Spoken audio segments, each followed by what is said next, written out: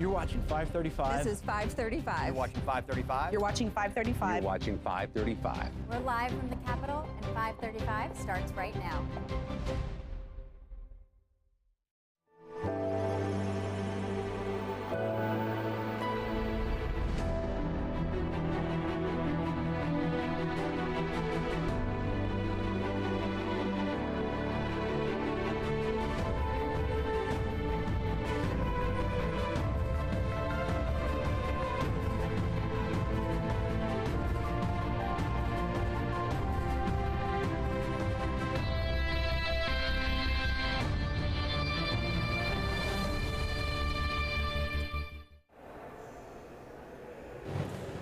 It's Thursday, July 23rd. Welcome back to 535. I'm Leanne Caldwell. We are here live from the Cannon Rotunda, and we are just a few members away from hitting our 100th guest to join us, 100th lawmaker guest to join us here on 535.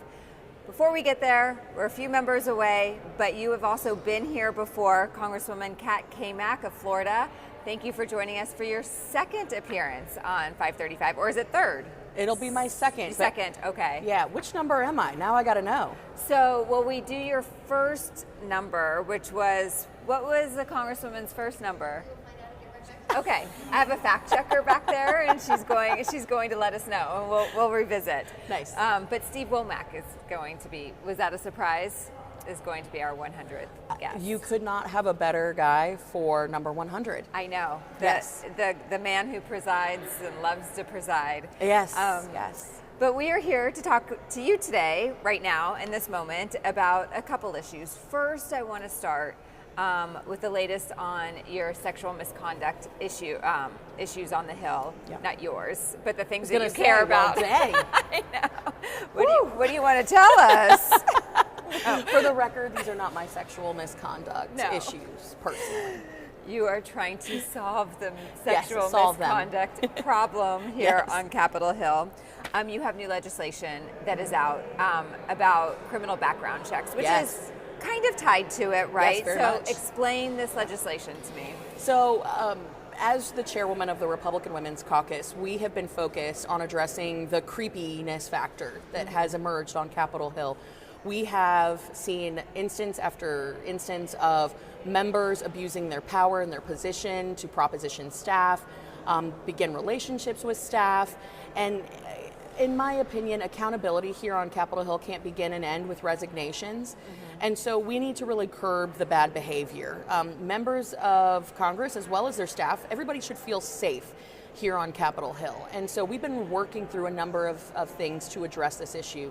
Awareness, training, accountability, and we have been working with our counterparts with the Democratic Women's Caucus to build this package. And as part of that, one of the things that I've highlighted is the lack of background checks on Capitol Hill.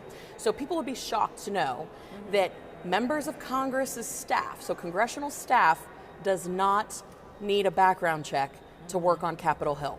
And everyone who I tell that to, they're like, I'm sorry, wait, what? I have to have a background check if I want to work at a gas station or any job, really. If I want to volunteer at my church or for my kids' Little Leagues team. But in terms of Capitol Hill, it's not required. So what HRES 500 would do is it would require congressional staff to undergo a criminal background check. It would also require them to disclose any dual citizenships or ties to foreign nations and organizations that they've worked for that are funded by our adversaries.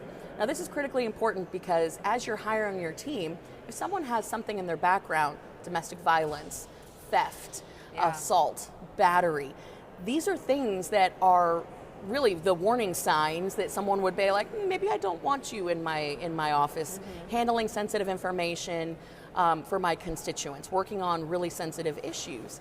And I do believe that Capitol Hill brings out the best and the worst of an individual. And so if you aren't running background checks, how do you know if someone is coming from a checkered past or if they have some questionable alliances and allegiances that they might be advocating for quietly? What about background checks for the actual members, the ones who are sometimes usually perpetrating some of these sexual misconduct? 100%. So a lot of people are saying, well, heck, why aren't we running background checks for members of Congress? Constitutionally, there are very low requirements in order to serve in the people's house. So you would have to offer a constitutional amendment, of which I am open to. But beyond that, what people don't know is that members of Congress are automatically granted a top secret security clearance upon their election. And so I would argue that not every member of Congress needs to have access to our nation's top secrets. And so we are looking at legislation that would require them to undergo a background check in order to receive their clearance. Now, I don't know of members that would be opposed at this moment, but I do know that they might give pause to some of the behavior that they've exhibited in their previous lives if they knew that they had to undergo this check in order to receive access to that information. So more like a deterrence, perhaps? Absolutely, Yeah. absolutely. There's also been a lot of chatter on Capitol Hill this week about members who have relationships with staff who aren't their own. What is your reaction to that? Well, the crux of the issue of sexual misconduct here on Capitol Hill is that there is an incredible power dynamic imbalance. And so fundamentally wrong if you are the employing member and you're trying to solicit your own staff. But that same issue exists no matter if that staffer is in your office or another. And so as we've been talking about this, that member, if you're looking to proposition or date or get involved with another staffer on Capitol Hill, you still exhibit a tremendous amount of influence on that staffer's career, and that's just wrong. I think if members were more focused on the work that they were sent here to do by their constituents rather than trying to enhance their love life, and I should point out that most members who come to Capitol Hill are married, and we've seen a real problem with infidelity on Capitol Hill. So I would say if they were focused on the work rather than their love life, I think we would all be better off. Yeah, so about that infidelity, it's part of the culture here, right? I mean, how much of it do you see? I'm not going to ask you to out anyone, but if you want to out someone, that would be fun too. But how much, can you explain the culture? When I first got to Capitol Hill, I was in a meeting with Representative Ron Paul.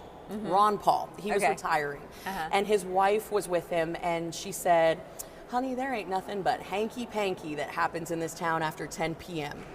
And I chuckled at that, but then I quickly realized that Congress can be a bit of a frat house. And so you won't see me at these receptions. My husband and my daughter travel with me regularly up to Washington and back home. And we make this a family affair because we really see this as a tour of duty where we're all serving together. And of course, my husband being a firefighter back home, he is a public servant as well. So we take this very seriously. But I have seen my colleagues on both sides of the aisle act inappropriately, and I've seen this culture of drinking and late nights. It really does breed a system and an environment of a lot of troublemaking. And people may think like, oh, you know, people don't need to know and this doesn't happen. You're sent here by your constituents to do a job. And I think that people back home need to understand really what the culture is like up here. I would never send my daughter to work on Capitol Hill in the current state that it is. The culture of retaliation, the drinking, the late nights. It doesn't really. We're not doing our best work for the American people in this environment. Yeah. Can you talk about the reporting process briefly? You know, during the whole Me Too movement in 2018, that was a huge topic up here. I reported on it extensively. They did make a lot of reforms in the reporting process and try to be more transparent and make it less hostile for the victims. Are there any additional changes that you have been able to pinpoint that might be necessary to further change the process? Yeah, you know, something that was interesting as we led into this working group on sexual misconduct was I met multiple times with the Epstein victims. And this was as we were leading up into the vote to release the files. And one of the things that stood out to me was so many of the Epstein victims said that when they were going and being interviewed by the FBI, they felt like they were being interrogated, like they were the ones who had done something wrong. Yeah. And it made me really start digging into how people come forward and what is that reception like, whether it is that scenario or even here on Capitol Hill. So I started asking some of the staffers who would come forward saying, something had happened, and I said, what was the reception like when you went to this office or to that office? And it was, one, very concerning how cold some of the response was to someone who in that moment was in crisis. But it also highlighted the fact that there's no less than half a dozen different doors that staff has to knock on just to even report that a situation has occurred. And so one of the big things that we sat down with our counterparts in the Democratic Women's Caucus saying, let's streamline this. There should be one phone number that you can call 24/7 and ask questions and get answers and understand the resources that are available to you. Yeah. But the other part of it was there's a shot clock. So there's 180 days that someone has to come forward and do this entire process within, all in the face of fear of retaliation, because once you report, the current culture on Capitol Hill basically blackballs somebody who has come forward and reported.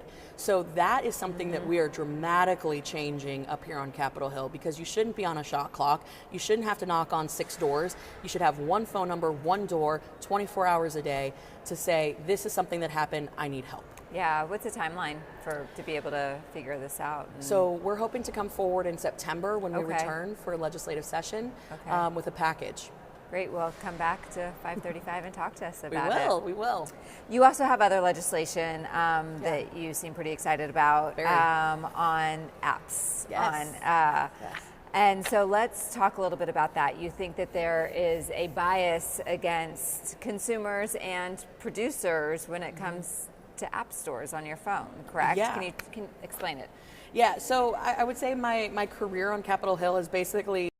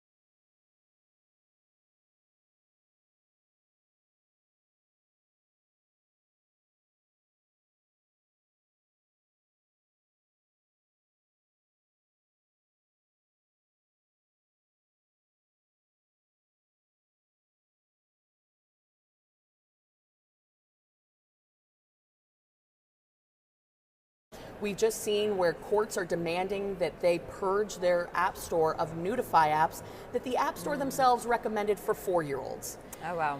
We have seen this time and time again where they say, oh, but this is a security risk. It's not a security risk. The App Store itself hosts 62 VPNs that have been developed by the Chinese military. It is a fallacy that the app stores can protect consumers better if they didn't have a marketplace, right? So what we want is for people to be able to sideload new marketplaces on their phone, develop new marketplaces. So parents, for example, could have a marketplace, an app store that they knew were safe apps for their children if they wanted them on those devices. I think that is the best way to move forward. It's safety, it's competition, it is all the things that we as Americans really believe in, and it's why we're tackling this big tech fight. And of course, Apple and Google hate this. Yeah, of course. But that's okay, because we're built for the fight. So explain a little bit how it happens. So there's just like another place to go. Yeah. To purchase apps. Yeah, so on your phone, for example, say you buy an iPhone. Yeah. You technically don't own that iPhone because the apps that you put on it are controlled by Apple. And as we all know, they come preloaded with apps.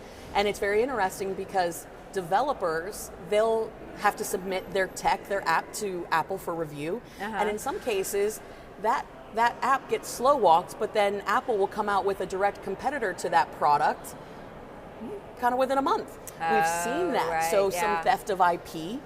But it's interesting because if you look at Spotify, for example, or Kindle, you can't download your books on the app. You have to go to the desktop. You can't change your membership on Spotify. You have to go to the desktop. And so this is really an antitrust issue that goes back to the big duopolies and monopolies of years past. And it's only a matter of time before this gets busted up. But as a consumer, as an American, I own my device. I should be able to basically buy what I want from whatever marketplace I want. I shouldn't be forced into that. And in this case, Google and Apple control about 99% of all of the App Store marketplace, that ecosystem, which is why this is such a big concern. And also it seems like for the app makers too. 100%. My husband has like toiled with some apps and made a couple apps. Oh, But, Apple takes a lot of money. They sure do. 30% on your gross profits. 30% on your gross profits is the toll that these app makers have to pay. And so they absolutely have a financial interest in keeping this bill from having its day in committee and on the House floor. But we feel very confident that at the end of the day, the little guy will prevail. And it is a bipartisan bill, right? 100% bipartisan, because we really do see this as a anti-competitive issue that is hurting consumers, it's hurting kids. Like I said, Apple's own engineers have come forward saying that it is a proving ground for groomers to effectively target children. Oh, wow. Because they have no vetting process for these apps, these Nudify, these sex chat apps. And of course, from the security standpoint, it's been debunked over and over. Even the FBI this year came out and said that Apple had a Chinese app problem and it has yet to be addressed. You all have finished voting until the end of August. People are headed home, headed to Codell's, headed to campaign, maybe even taking a vacation, which I hope everyone needs to do. But the Republicans had a very successful week this week. Yes, we did. What happened? Like, why all of a sudden were you able to pass pretty much everything you needed to in 1 week? So, it's been funny because Capitol Hill has been a little bit shocked that Republicans, with very little fanfare, we got an incredible amount of work done. After weeks and weeks and weeks of not being able to move anything on the floor. Yes. I mean, and one big ticket item is we have passed the Stop Insider Trading Act for members of Congress and their families. And that's been an issue that's been talked about for decades, right?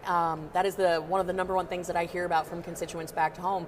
It's why I don't trade individual corporate stocks, because I think we have an unfair advantage in terms of... People are really riled up about this issue. Yeah, people get really worked up, but people also get upset that nothing ever happens. So this week, we not only passed the National Defense Authorization Act, which had a tremendous amount of good in it, from pay increases for our service members to addressing cognitive warfare, of which our adversaries are actively engaged with us on. It was tremendous in terms of what we were able to accomplish. And I think it's because people are ready to show that they've done the work rather than just talk about it. In Washington, you've got show horses and you got workhorses, and I think the workhorses prevailed this week because people are a little bit tired of the climb to the top of Mount Clickmore. You know, I think they're a little bit exhausted. Mount Clickmore. Yes, oh my gosh, you can steal that's that amazing. one. You can steal that one. That's so good. Okay, we are almost out of time, Yes. but I have a fun question for you. What is your favorite karaoke song? Baby Got Back. Oh my God, that is so good, but it's also really hard. No, I have got that one down. Good for you. Yes. I've tried it before. I will happily do it with you. Oh my God. Yeah. Okay, in September, come back. Maybe not on camera, but off camera, we'll karaoke Baby Got Back. Deal. Oh my gosh, Deal. Amazing. Deal. Sir Mix-a-Lot would be proud. Yeah. Or really embarrassed in my case. Congressman Cammack, the 50th member who has joined 535. Thank you for coming back for your second time. Really appreciate it. Excellent. Thank you. Thank you for having me. Thanks. And we will be right back after a short break. You're watching 535, and we'll be right back. When your child gets sick, time is everything. Getting treatment sooner means more options and a real chance at getting better. Thankfully, almost every new treatment for cancer is available here. And because of strong American leadership, we get these new medicines first. But that can change fast. In other countries, many are told to wait or go without. If Washington copies other countries' policies, we'll have to wait too. It's time to tell Washington, keep America in the lead. A simple blood test can detect Alzheimer's years before symptoms appear. Congress can connect Americans to early, accurate dementia diagnosis by supporting the bipartisan Alzheimer's Screening and Prevention Act, allowing Medicare to cover blood-based Alzheimer's screening. Congress has acted to cover mammograms and other life-saving screenings. Now it can redefine Alzheimer's care, unlocking early detection and access to FDA-approved treatments when they work best. Congress, it's up to you. Paid for by the Alzheimer's Association. We are Lions International, one association of global volunteers, one foundation for humanitarian grants, shaping the future, one act of kindness at a time. We are on a mission to improve health and well-being, to strengthen communities, to serve a world in need. We are Lions International. To learn more, visit lionsclubs.org. There are moments that shape an organization's future. A policy shift, a crisis or investigation, a market shock. When that moment hits, the clock starts. Markets move in minutes. Regulators, employees, and customers respond instantly.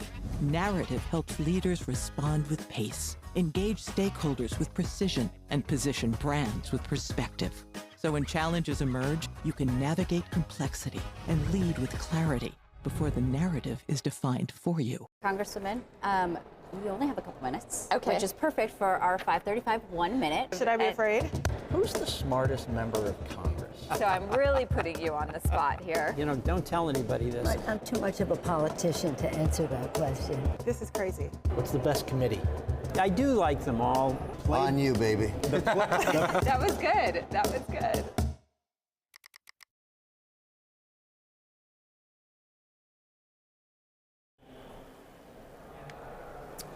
Welcome back to 535. I'm Brody Mullins here with Mark Hayden, the head of Finseca. Tell us what Finseca is. So Finseca is the combination of 9 different organizations that we've merged together. We represent individual members. We have nearly 15,000 members spread across the country, and it really centers on this notion of financial advice. We picked the name Finseca. It's inspired by this notion of financial security for all.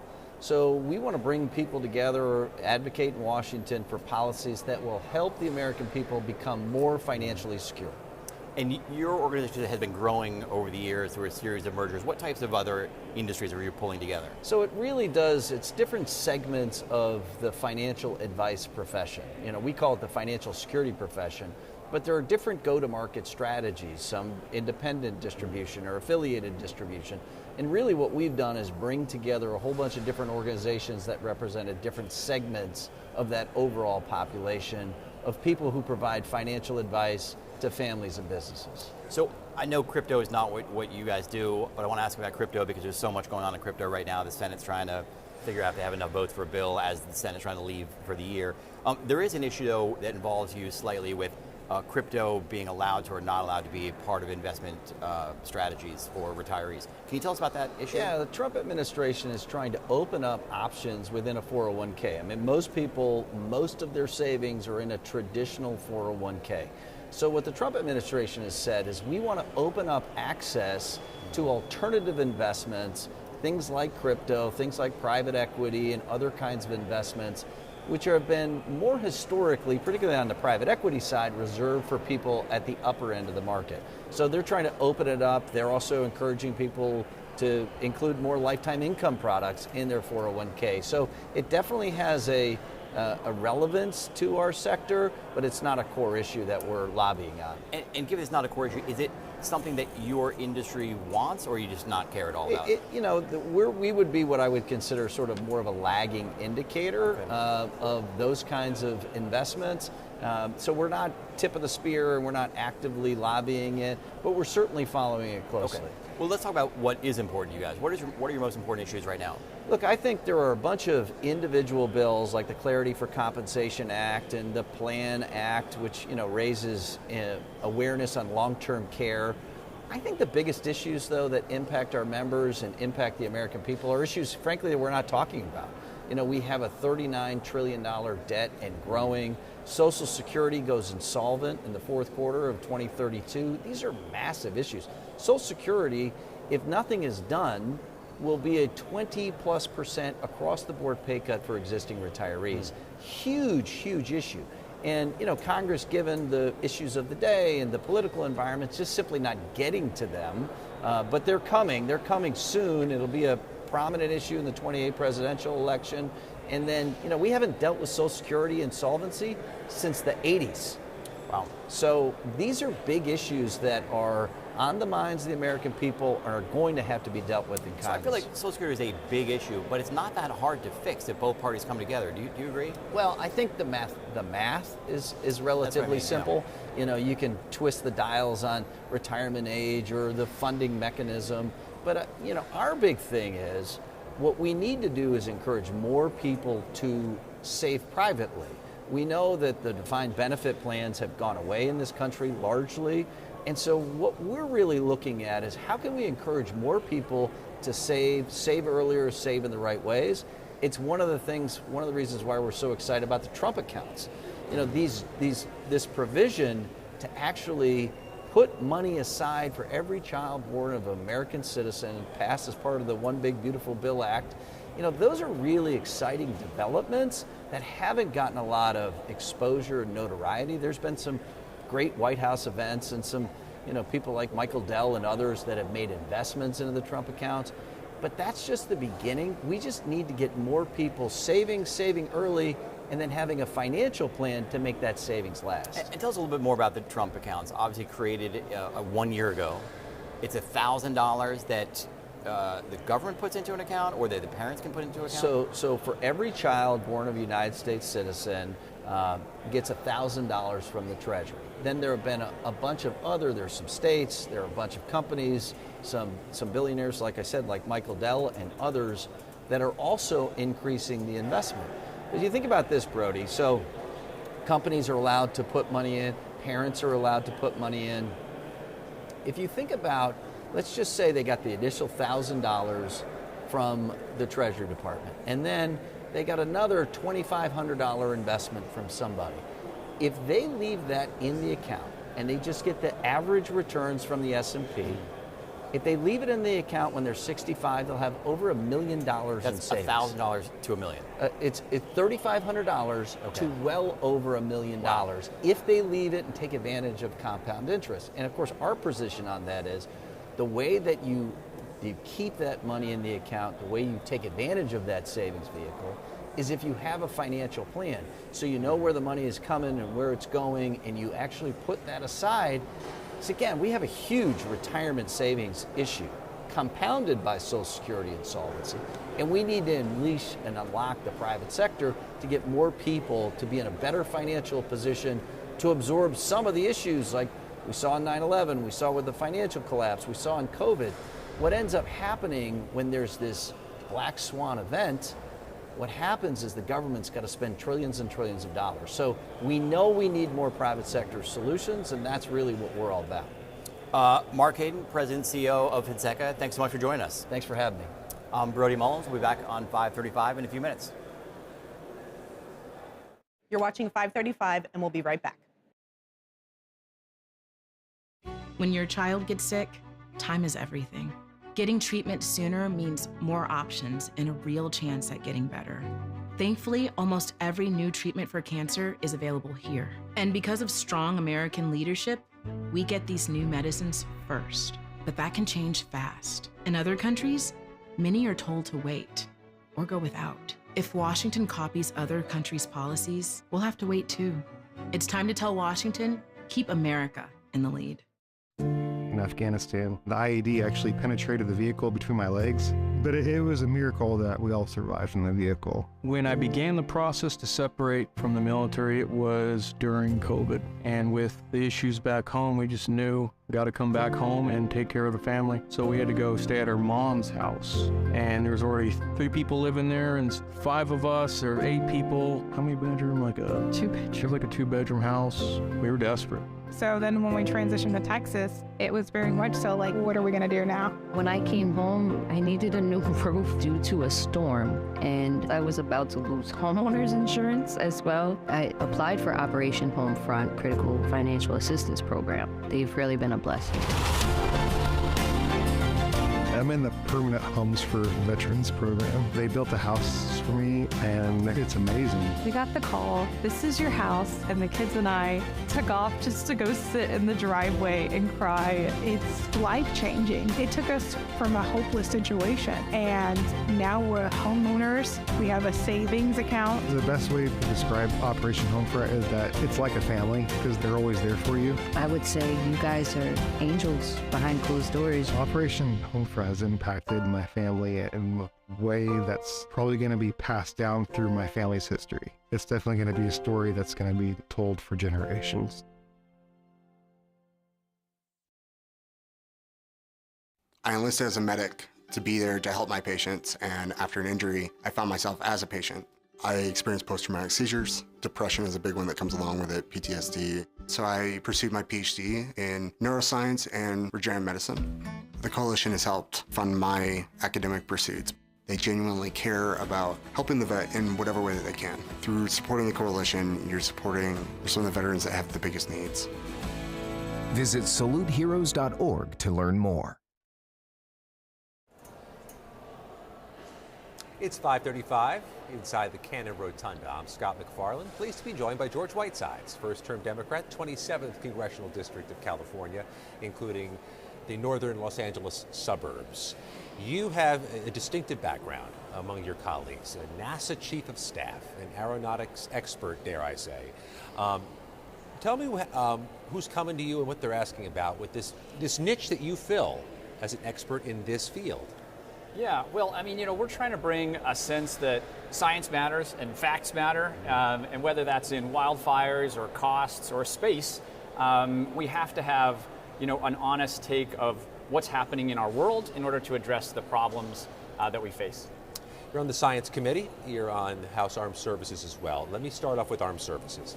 The week has concluded here in the U.S. House with some pretty big votes on Iran, on war powers, on the authorization bill. What were your takeaways from those votes and that debate? Well, I think, the war powers vote just today shows that the support for this misguided war is collapsing, even in the Republican caucus. It's certainly collapsed with the American people. And as a member of the Armed Services Committee, I'm obviously very focused on the troops who are in theater, who may not be getting the protection that they need. We're very concerned about the decreased number of interceptors, which is what we saw in Jordan, and just how this is affecting real Americans as the gas prices continue to go up. Let's talk about prices. Let's go to electricity prices and electricity stability, infrastructure, security. You have legislation about the electric grid. Walk us through what's in there. Right. So today we are introducing a great bill lowering energy prices through grid modernization. And what this is about is this funny word called reconductoring. And it's a complicated word that is a very simple idea, which is just people's energy prices are very high. And we need to get them lower by getting more power into the grid so that the prices can come down. And what this does... Supply and demand. Supply and demand. Yeah. Basic supply and demand. And so what this does is that it encourages utilities to put new wires on existing lines, which means that we can get more power to where we need to put it much more quickly than putting on new transmission lines. So that's going to lower the cost of people's power, and it's going to reduce wildfire risk because the lines will be modern lines that don't sag as much bouncing into trees or brush and starting fires, which is a big issue in my district. So much of this world is state-run, utilities, electrical outlets, these very local governments. How does the federal government intervene to try to leverage this? Well, you know, this bill focuses on two areas. One, it provides essentially tax credits so that utilities are encouraged to do this. It also enables permitting to be streamlined so that we can move faster. It is crazy how long it takes to build some of these new transmission lines, sometimes 20 years. I'm a co-founder of the Build America Caucus, and we're very focused on getting America building again, whether that's housing or electricity or whatever it is. We need to build faster to give people the things that they need, a roof over their head, power that's affordable, medicine that's affordable. Those are the things that we're really focused on. What kind of pushback do you get when you try to build new or more electric lines in communities? Because you are necessarily going to have a little bit of resistance to there being anything different that's not there already. You know, that's exactly right. And that's why this bill about reconductoring is so important, because it actually doesn't require the building of new systems. We can just put lines on top. People won't notice the difference, but they will notice the difference in their power bills, because as more power gets from where it's created to where it needs to go, people's prices can come down, and that is what we're really focused on. So the tax credit goes for replacing or improving current lines, not for building either new underground or new above ground Right, systems. Exactly right. And there's this sort of wonky term called advanced conductors. And so basically a power line, not to get nerdy on you, is a metal line with something in it that allows it to sort of stay up. And frankly, we've been using the same technology that Edison, like the guy Edison, not the company Edison, did when he first did it. Modern conductors enable more power to flow through the line, and they also use composite materials or Kevlar inside so that you don't have as much thermal sag and you reduce that chance of ignition for wildfires. Also today you've announced new AI legislation, and since we've already touched on the hot button issues of reconductoring and advanced conductoring, let's go talk about AI and get the scientific world really juiced here. Well, we are working on a lot of different AI bills right now because it's so important and people care about it so much. And I'll highlight two bills. So today's bill enables AI to become more secure so that people have a lower risk of getting attacked and having bad actors in AI use their technologies for foreign actors too. Foreign actors too. But I also want to highlight another area, which is kids' safety. And we've just also introduced a bill called the Total Act. And I don't know if you're a parent, but one of the issues as a parent is controlling screen time is a huge issue because, the kids have the iPad and they have the phone and they have the desktop and then maybe even the gaming console. And this bill focuses NIST, which is the standards agency that we've got, to say we need to have a common standard so parents can take control again. Because I talk to parents all over my district and they are just at their wits' end. It kind of feels like you're an unpaid, underappreciated IT administrator rather than a parent these days. You mentioned NIST, the National Institute of Standards and Technology, which is the Commerce Department's agency for creating measurements that are uniform, which is what science is, right? Uniform measurements. How can they build a measurement, or what kind of measurement are you looking for here? Well, what we're trying to do is essentially establish a standard, a standard that will be shared across technology companies and platforms because people are just at their wits' end. And look, we're not going to solve all problems with screen time with this bill, but what we can do is keep chipping away at this, because what I see with my kids is that they're just on the screens all the time, and so many parents they don't know what to do. So if we have a common standard, then parents can sort of start to take control back of their kids' childhoods. Would there be some connection between the Commerce Department, maybe the health agencies on this too? Yes, absolutely. And we need to be studying this much more. I don't know if you followed the latest science, but I'll give you an anecdote. So we were just talking to an amazing guy who's a California Teacher of the Year, and he no longer gives homework anymore, right? Because you just can't, because kids will use the AI platforms. He had a kid in his classroom who was having trouble. He was an English teacher, and the kid came in and he forced the kid to do an essay in class, and he said, for real, Mr. Casey, this is the first time I've written anything in 3 years. So we are in a crisis. We actually see kids' test performance going down right now, and I think as a nation, we need to get a hold of this problem, understand through studies like you're saying the impact that this is having on our kids, because it's not at all clear that having more technology is helping kids learn. Easy to build a bridge in a bipartisan way on those dynamics because that's a nonpartisan issue. It is, and we've gotten great bipartisan support around these issues. Folks on both sides of the aisle are very concerned about these kids' safety issues, and I think it's a good foundation upon which we can build, potentially additional work in AI. Your district is still recovering from the latest round of wildfires, the devastating fires from years back, and the threat that's there now. What in the world can Congress do about that, or is that something that may be, not in the bandwidth of Congress this year? Well, look, the most important thing we can do is pass the Fix Our Forests Act. This is a bill that has passed the House. It's in the Senate. It could go, through the Senate anytime. I think they may try to attach it to various bills. This is a bill that is crucial for establishing greater safety from wildfires for all the communities in the United States. And, we've had these terrible incidents of smoke the last few days here in Washington, D.C. The whole country is at risk from the catastrophic risk of wildfire. So if we can pass Fix Our Forests, that will be a huge down payment on Congress at a federal level, helping communities do fuel reductions around their areas to make us safer. Now, I'm also a big fan of technology, as you know, so I think ultimately we need to make sure that we're putting in place a sensing layer so we can find fires faster, and we have legislation on that in the National Defense Authorization Act that passed yesterday, which is very exciting. And then I think we need to use technology to get to those fires very quickly, because out in California or the American West, if you don't get to that fire very quickly, within like the first 5 minutes on a bad day, then you lose control of it. So we need to be able to use things like drones and other things. And also we need to do all the other stuff supporting wildfire fighters with good pay, because they don't get paid enough. They have terrible benefits. We need to be able to support the people doing the work as well as the technology. Just a moment left. In the California 27th, what's a distinctive place? Something people should see, go to, eat at, visit if they're there? Well, one of my favorite places is Vasquez Rocks. It's an amazing geological outcrop. It's sort of a great logo. It's my logo, actually, and it's a beautiful place where they filmed a lot of wonderful movies and even a Star Trek episode. The 27th Congressional District, the northern suburbs of Los Angeles, on the House Science, Space Technology, and the House Armed Services Committee. George Whitesides, thank you for your time, sir. Steve Womack, Arkansas, about the federal deficit is coming up. I'm Scott McFarland, and this is 535. You're watching 535. We'll be right back. A simple blood test can detect Alzheimer's years before symptoms appear.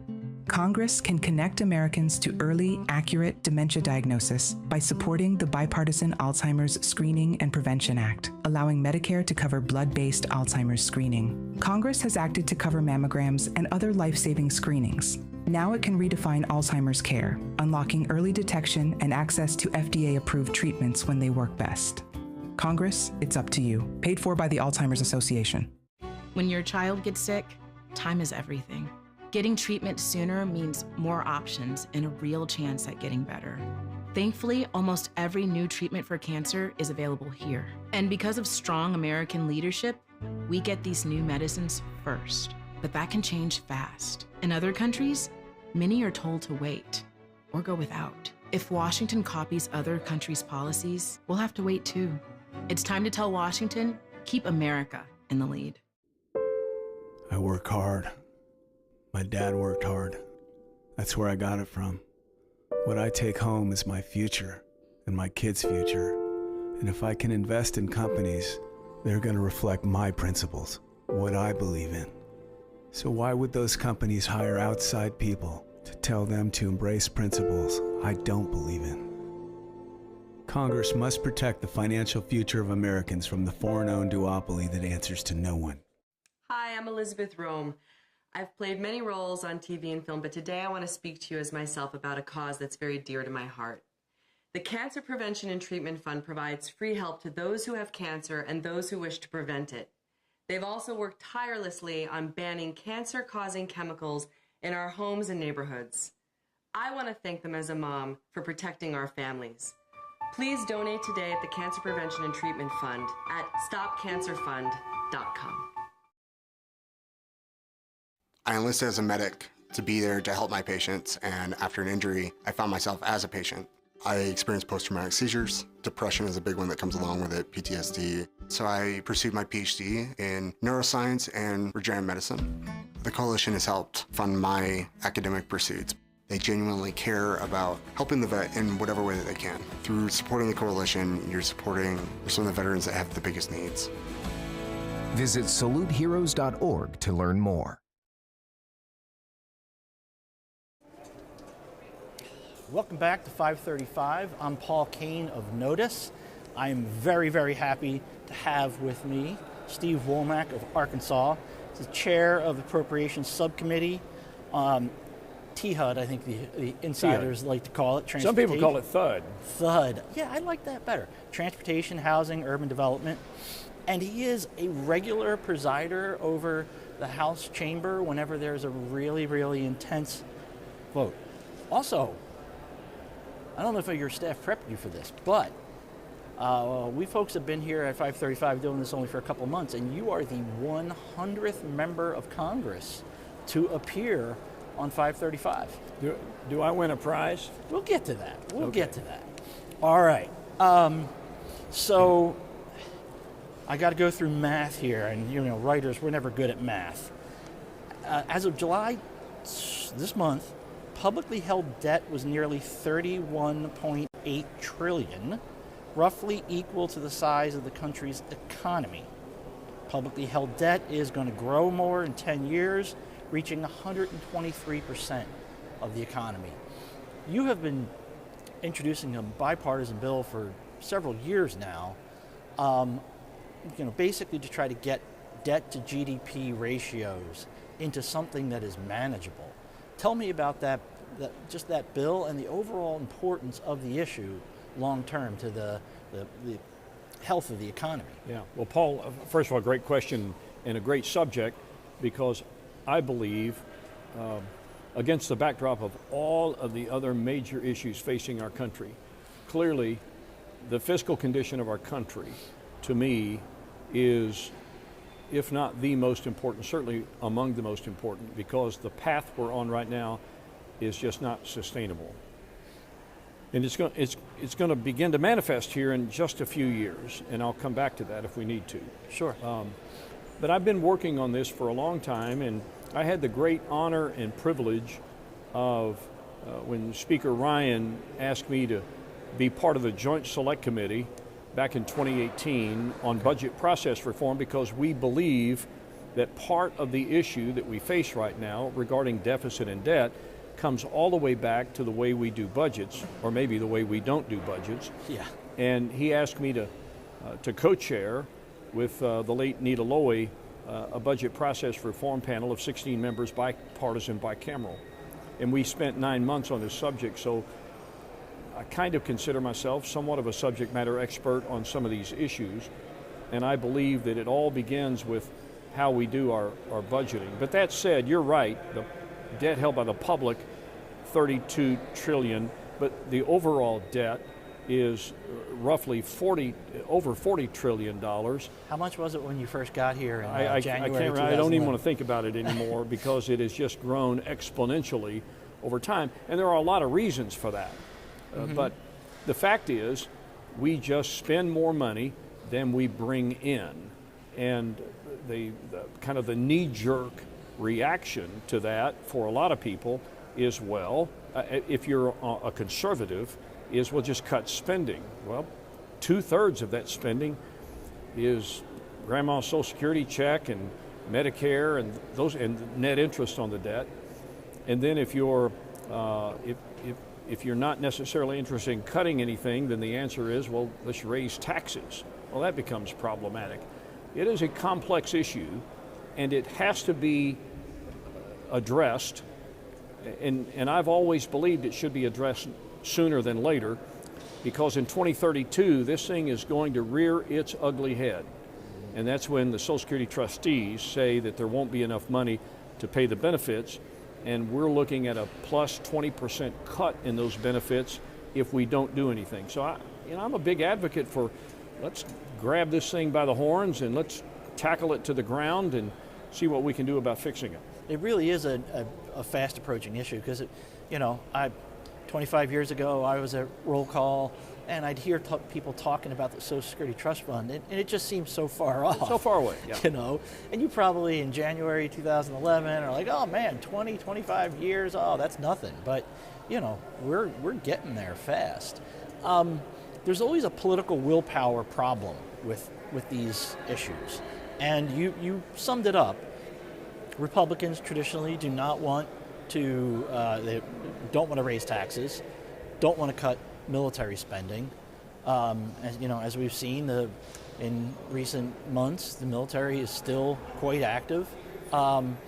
Democrats, it's a mantra for them. Do not cut entitlements. Social Security, Medicare. When does the political willpower manifest itself to try and do something?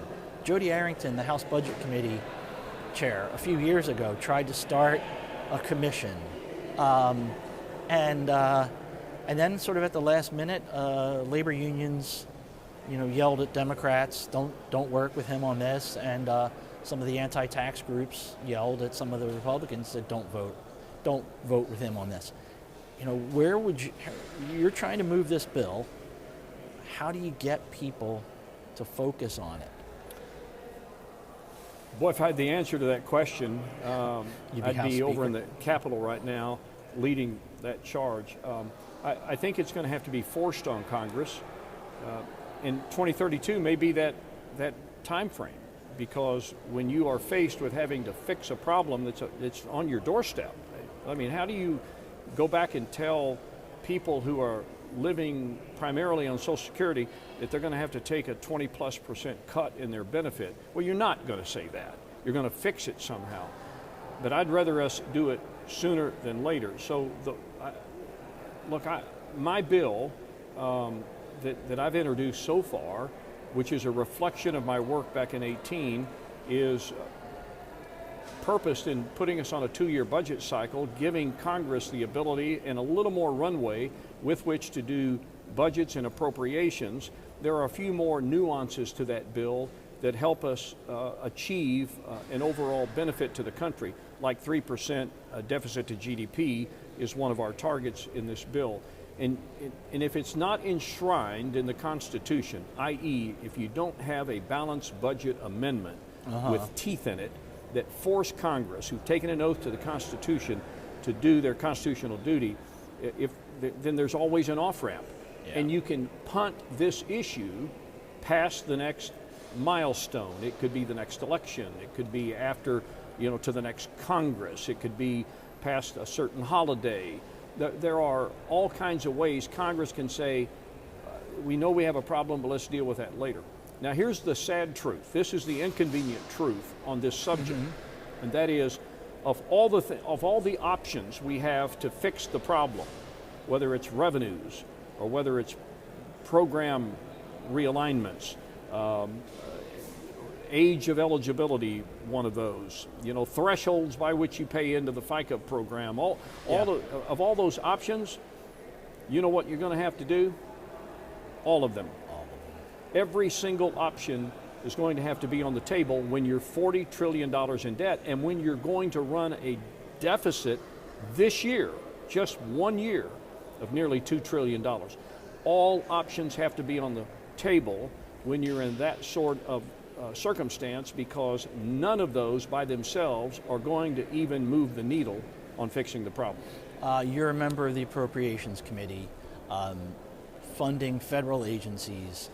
How much does it irk you that there are still people out there, and still some serving in these buildings, who kind of think, well, if we just cut foreign aid, we can get to a balanced budget? Okay, well, I'll give you a data point. The entire discretionary budget of the U.S. government, and you know what I'm talking about. When I say discretionary, these are things that the appropriators do on an annual basis. This is a congressional mandate. Every Congress fund the government at the discretionary level, about 1.7 trillion. Yeah. Our deficit is going to be 2 trillion. Now, even in Arkansas math, you could cut all that out and still have a deficit of 300, 400, 500, I mean, serious money, okay? So, and remember, roughly half of the entire discretionary budget is what? It's men and women in uniform. Yeah. It's our military. It's our intelligence services. It's our nuclear weapons. It's defense of the homeland and our provide for the common defense mandate in the Constitution. So those are, you can't do that. You're not going to be able to fix America's fiscal problem by just dealing with what the appropriators deal with. It's going to have to come in other forms. How annoying was it to appropriators, the way Elon Musk and Doge sort of, a year and a half ago, they had some thoughts and ideas that, you know, the government spends too much money, we need to rein this in. But they didn't really do the sort of stuff you were talking about. They thought that they could close down a few agencies here or there and lay off some federal workers, and all of a sudden they'd be saving money. And so far, I don't think they've really saved more than a couple bucks. Well, the realization was a lot less than the anticipation. Yeah. I mean, they went in with great hopes, and remember, I remember clearly they got rid of a whole lot of people at the NNSA. Now, that's the people that supervise our nuclear program, and found out, oh, wait a minute, we can't do that. We got to bring these people back. So you got to be careful in how you do that. Look, the problem. Now, should we be focused on, slimming government and get it on a good diet of slim fast and trim it down and right size it? Of course we should, but that alone is not going to do much to move the needle on a $2 trillion deficit and a $40 trillion debt. Yeah. It's going to require a much more aggressive and a much more comprehensive approach, because you're going to have to restructure some programs that people rely on. You're going to have to look at revenues, and I mean, the entire cornucopia of options on the table are going to have to be considered. Who are some of the Democrats, either House or Senate, who are open to this and who think similarly to you and the few others that are really taking the issue seriously? Well, let me answer the question this way. If you ask my friends on the other side of the aisle if we have a problem, the vast majority of them will agree that there is a problem. Mm-hmm. The challenge we have is trying to figure out and discern what are the right solutions to the problem. But there are a number of people on the other side of the aisle that agree with me that we have to do something. And I mean, I go all the way back to the time I was budget chair, and my ranking member, John Yarmouth, he was on the Joint Select Committee with me. He was one of the people that voted for the programs that now are showing up in my bill in Congress right now. So there's one example. Now, he's retired back to Kentucky, but that's one example of how we can bring people to the table and then have a full-throated discussion about, of all these options in front of us, how do we tweak those options to get the very best result so that we can look back on it someday and say that was a transformational decision made back then that saved a future generation from financial oblivion. That's what our challenge is. You would like to set up a commission. Now, do you want it to be something where it's a sort of special select committee similar to what you served on in 2018 with actual members of Congress duly elected by their own constituents? Or do you want it to be something more like the Base Closure and Realignment Commission of 35 years ago, where they would have independent experts present it to Congress and they just had the up or down vote in terms of how to do something politically painful? Paul, I'm not married to a specific makeup. I do think you have to engage the best and brightest minds that we have available to us. Some of those could be in Congress and should be in Congress, mm-hmm. and some of those could be and should be and clearly are out in the private sector, who can mm-hmm. look at this issue holistically without the political blinders on that keep them from pursuing an option perhaps that might not be so much in political favor. Then I will say this, if you take a commission like that, regardless of the makeup, And if they come back similar to Bowles Simpson and says, Congress, here's what you can do to get this problem somewhat under control or put you on a path to get it under control, then it will be up to the American people to pressure Congress to once and for all take the tough votes that fix the problem. But if you're just going to make this a hyperbolic discussion about, well, Republicans want to cut Social Security or Medicare, which is not the case, or Democrats just want to tax the rich, then you're not going to get anywhere. It's going to have to be a sober discussion among smart people who understand what it's going to take to make these programs function without causing more undue harm to the, first of all, to the economy, but also to the balance sheet of the U.S. government. All right. 3 years ago, in my prior job at the Washington Post, we were sitting down in your office, and you were really grappling with the state of this institution. You even said that you were, at the time, considering whether or not you should retire. Your quote was, "Life is too short to sit in misery." How do you feel now, 3 years later, about the institution and sort of where it is? So, you know, Paul, you've been around here. There are 3 elevators right off the floor that I go back to the Rayburn building. I always take the one with the padded walls.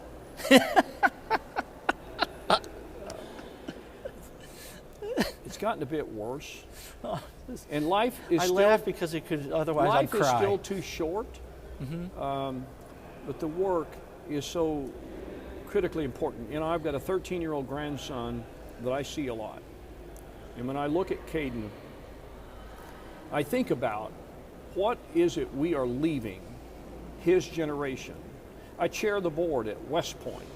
And when I sit down with cadets, particularly those that are about to be commissioned lieutenants and go out and lead our men and women in uniform in the crucible of ground combat, and I'm thinking to them, what are we doing to leave them a country that they can be proud to serve? And so that's what motivates me. And yes, every 2 years I think about, you know, maybe it's time to pass this baton to someone else, give them an opportunity to fix it. But I'm now in a position on my Committee on Appropriations to start to make a bit of a difference. I thought I had a little bit more horsepower as a budget chair, but the way we do budgets up here, that didn't seem to pan out so much.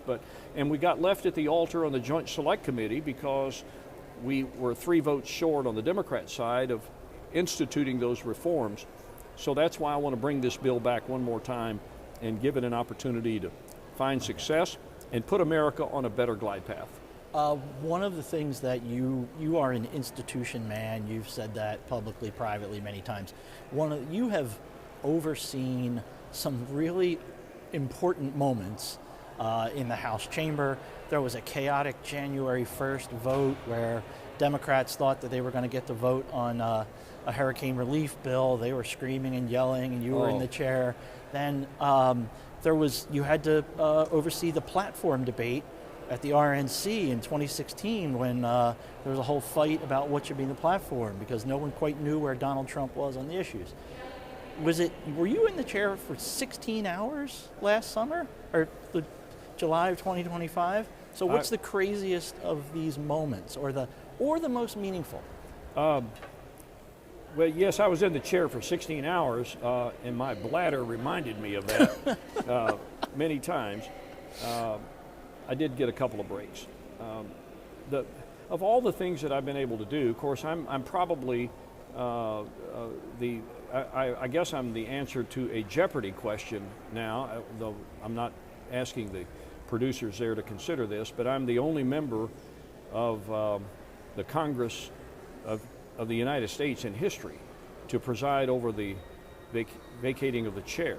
Oh, yeah. It's only happened one time, and I happened to be in the chair that day when Kevin McCarthy had to vacate the chair. There have been a lot of great moments that I will always remember, including the 2016 convention in Cleveland. But it's just a great honor to stand in the dais and look out over my colleagues to see Moses across the way bearing down To know in God we trust is right above my head, and the enormous pressure that comes with presiding over the one half of the legislative body of the greatest country the world has ever known. That is an awesome responsibility and is an awesome feeling to feel that. And I'm pleased to be able to do it, and I get a chance to do that a lot. So, and now my friends tell me, Womack, when we see you in the chair, we know something's going on, and we come in alert.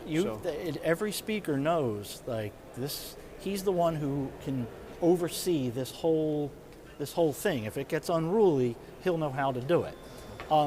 But yes, so you're the 100th guest. Have you been in the chair more hours than any member currently? I think I did. Currently? I think I hit that record on one day. There probably have been some others that have logged some time. I don't log as much time anymore because things go pretty well, and but it's a great honor. I have a lot of people say to me that they love it when I'm in the chair. I guess another memorable moment for me was when we came back from COVID and we had no more proxy voting, and the first time we went to 2-minute votes. We hadn't done that in I quoted you on that. You said 2 minutes is 2 minutes. And I said 2 minutes is 2 minutes, and I got widespread applause on both sides of the chamber. Yeah. And that was a memorable. We had 20 of those that day, back to back to back. Yeah. And that was a special moment for me. But I tell you what it was. It was an indication that the people in the chamber were ready to move Congress back into normalcy at that time, and that gave me great comfort. All right. Well, in honor of all your time wielding the gavel and being the 100th guest, we will present you. It is a golden gavel. That's kind of a Senate tradition, but I like it. Here you go, sir. Oh, Paul, you're so kind. Thank you very much. All right, you want to give it? Are we finished? Yeah, we're I can hit this gavel and say I yield back the balance of my time. All right. When we return, protecting the maritime industry and the Jones Act.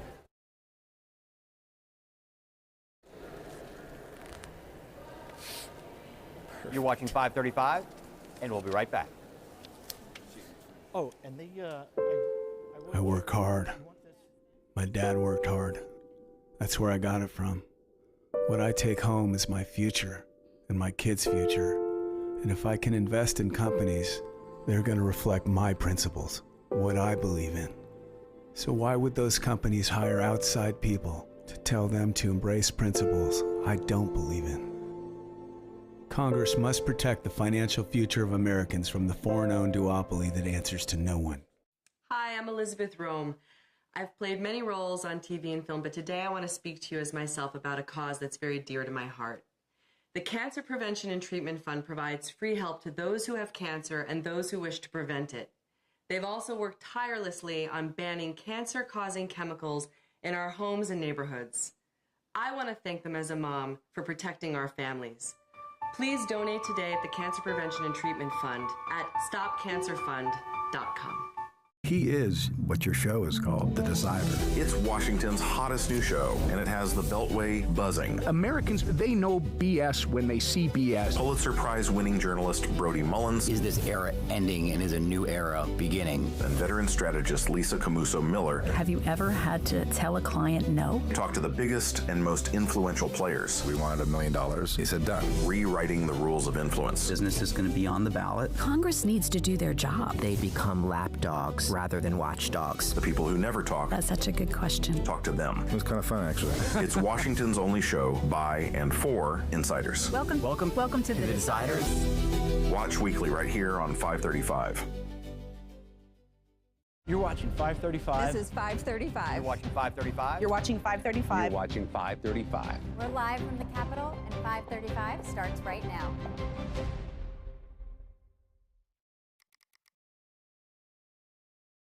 When your child gets sick, time is everything.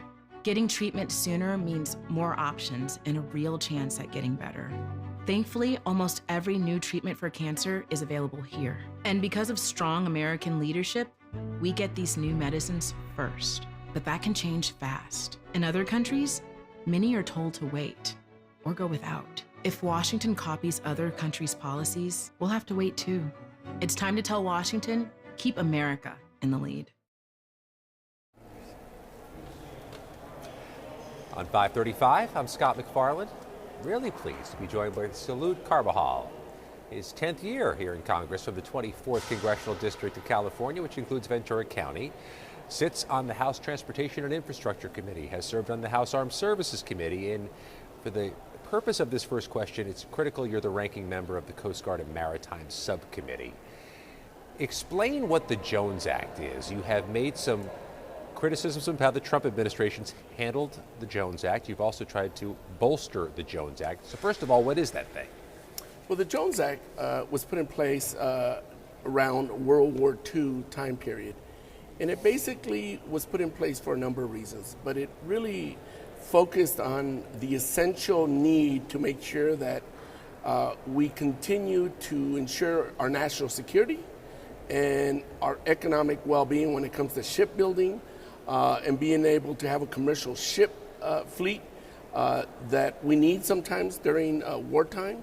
But what it does is ensures that cargo that is transported between American ports is done on American-built, American-flagged, and American-crewed ships. You've sent out some inquiries about the Jones Act, indicating there may be some waiving of it that's been done in the last couple of years. What's the downside of having it waived when the administration sees that as a need? Well, it's a security risk. Certainly, if there's a real need, that's one thing. But what it does is it allows our American ships, commercial fleet, to not have opportunities and to really open it up to foreign ships to come in and do the work and the transportation that our American ships can do. There's no need to do that. We have enough ships to be able to provide transport of all our goods within the United States waters. Is this distinctively parochial to your district? I mean, you obviously have some water access there, but do you have businesses there that may be distinctively threatened by foreign makers or foreign industries?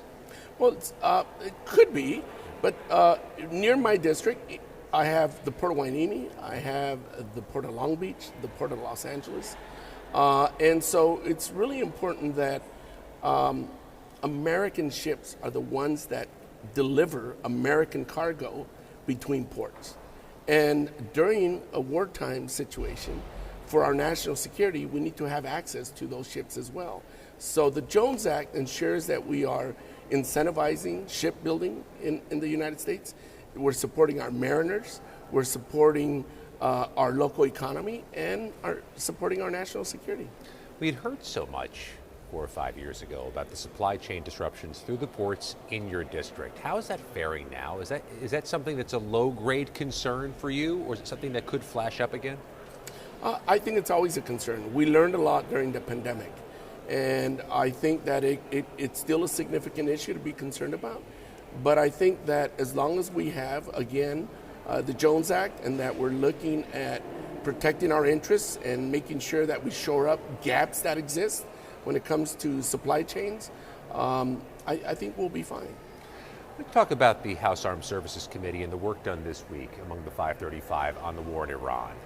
House passed the National Defense Authorization Act, as it must do. Looked a little different this time because it didn't have that very robust bipartisan coalition it typically has. Then we saw the War Powers Authorization pass with, again, a bit of a coalition that's different. Republicans joining all the Democrats. What should people in your district make of all this? Well, I think that's consistent with at least my district and my constituents. They are pretty much against this war. And I think that they see, while maybe not as more robust as we would like in a bipartisan fashion, it's still bipartisan. And passing a Wars Act sends a message to this president that the American people don't want this illegal war, and that we should tread lightly and work on diplomacy and not send our troops into harm's way if we can avoid it. Pull the curtain back for us a little bit. You get constituent calls, you measure your constituent calls here in Washington and home in California. How much of a proportion of those calls is about the war or about things like war powers? Well, I would say timing is everything. And right now, since this is an issue in the front burner, we are getting substantial number of calls on this particular issue. I would say it's a good 25%. Yeah. It just speaks to the moment. And of course, you've got teams that are trained in taking those calls. The 535 all have constituent service directors and people who take calls. And those calls sometimes are about legislation. They're about what you're doing here. I want to talk about surface transportation. And the Transportation and Infrastructure Committee, it is always the big mission to reauthorize or authorize surface transportation. What threads on the latest bill are you pulling as things that are distinctively important? Well, I think when you consider the surface transportation reauthorization is always very bipartisan. I think we voted it out of committee 62-2, if I remember the vote correctly.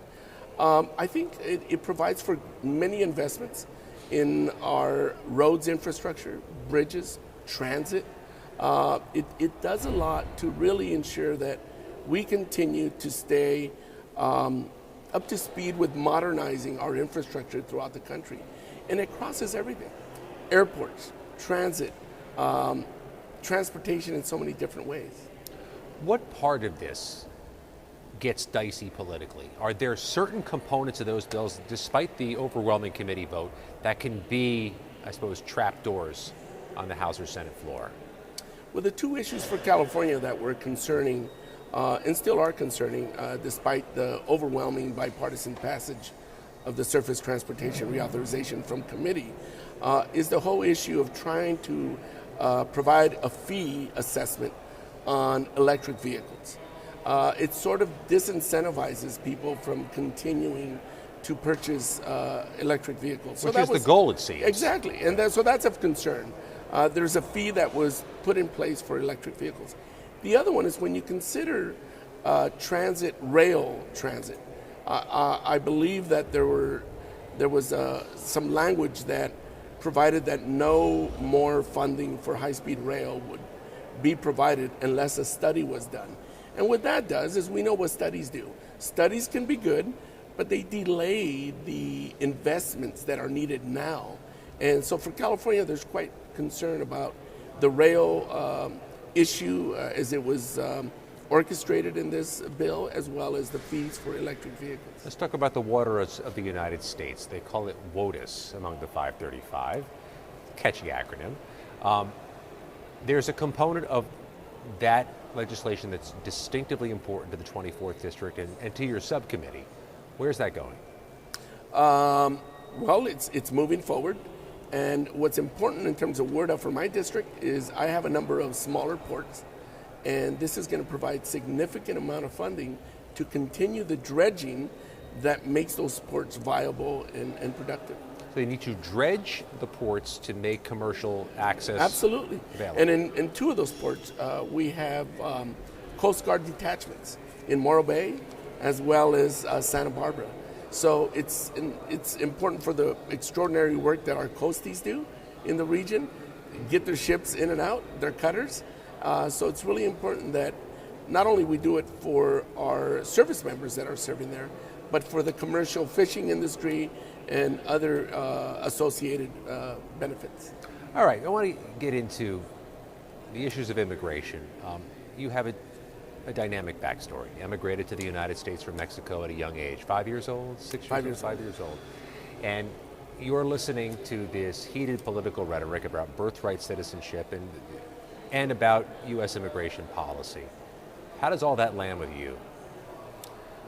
Well, what we need to do when it comes to our immigration system, which is broken, is really work in a bipartisan way to reform it.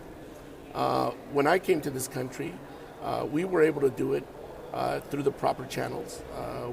My father put in our applications. I got a green card initially to come to this country. But back then, the system worked somewhat well. It's broken now. So many people want to come to this country. They don't want to wait 30 years. The heritage of our country is that of immigrants. You might have been here 5 or 6 or 7 generations, but most Americans can trace their heritage back to an immigrant that came to this country. What part of it's broken to you? What component of it can be fixed? Well, I think a number of things could be fixed. One is we need to fix and move forward a component that would address the Dream and Promise Act, that would allow dreamers to have a pathway, legal pathway forward to citizenship. It's the only country they've known. We need to do something like the Farm Workforce Modernization Act. Both of these pieces of legislation are bipartisan, that would provide a legalization path for our farm workers and their families, provide stable labor for our farms. That's another one. And the last one, which is more in the comprehensive area and also bipartisan, the Dignity Act. That's a bill that would provide a meaningful path for those individuals that are already here for a certain amount of years, obviously get a background check, pay a fee, to be able to get a legalization Dignity Act permit to be able to stay in this country and come out of the shadows and continue contributing to our economy that we so desperately need in terms of this labor force. Your California colleagues to your north, Central Valley, those to your east, have talked about their concerns about farm worker availability. Are we going to have enough people to produce food and to keep food prices reasonably low? Where does that stand now? What's the status of the farm worker? I think regrettably, due to the illegal tariffs that the courts have deemed illegal, due to all these terror raids on communities across the country and on the Central Coast, and especially California, we've seen a drop in the labor force that our farmers depend on. And certainly... is it a dramatic reduction? I think so. Yeah. Enough that a number of our farms are having their products, their commodities go fallow and not being harvested the way they need to be harvested. So the number one industry in my district is agriculture. So I'm in close contact with many of our farmers and farm workers to understand the plight that they all experience and have been enduring. And I can tell you that the tariffs and all these raids have really provided an unfortunate and unprecedented negative environment for our farmers. And to be able to harvest the food that all our American communities depend on. Food is national security. Agriculture is national security. Got a couple minutes left. I want to ask you about the 24th Congressional District. I want you to paint a picture of what it is. First of all, what are you growing there? Strawberries, wine grapes. We all enjoy great wine. Broccoli, lettuce, flowers, cut flowers, avocados, and a little bit of citrus. Very little bit of dairy as well. You had me at great wine. Tell me what the unique spot to go visit, eat, or spend time in is in your district. Well, there are so many good eateries. To be able to select one is like selecting one child over another. It's a dangerous game, man. Yeah. But we are a coastal community. We have mountains, we have lakes, we have the beach. It's stunning where I live. And we have extraordinary people that live there. And just so many amazing treasures to visit, from natural environmental things to see and enjoy, to just so many wonderful restaurants. It is an extraordinary place. It's paradise on earth. 6 terms now. You getting used to the commute? It'll be 6 terms. It's 5 terms so far. I'm speaking optimistically, apparently, or thank you, looking forward. You. Yeah. Thank you. I always like to not put the cart in front of the horse. You know? It's got to be a grind, though. It is a grind. You know, when I first started, I kind of got used to it by now, but it is a tough thing to get used to. Every week, I come from California to Washington for a session, and at the end of the week, I go back.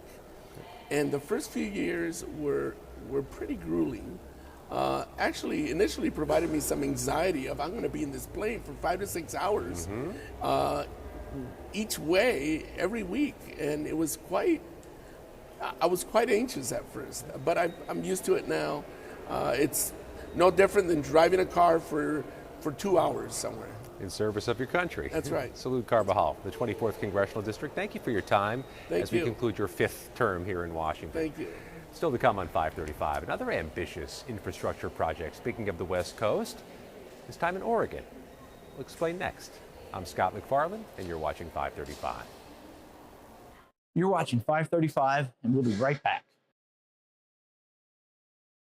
Here on Capitol Hill, the 535 are in charge, the members of Congress. But in a democracy, in the people's house, you need to be heard as well.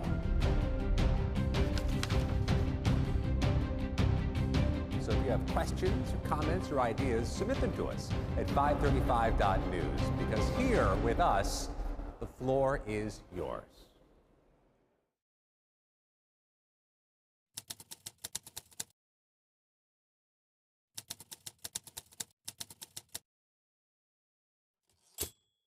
A simple blood test can detect Alzheimer's years before symptoms appear. Congress can connect Americans to early, accurate dementia diagnosis by supporting the bipartisan Alzheimer's Screening and Prevention Act, allowing Medicare to cover blood-based Alzheimer's screening. Congress has acted to cover mammograms and other life-saving screenings. Now it can redefine Alzheimer's care, unlocking early detection and access to FDA-approved treatments when they work best. Congress, it's up to you. Paid for by the Alzheimer's Association. We are Lions International, one association of global volunteers, one foundation for humanitarian grants, shaping the future, one act of kindness at a time.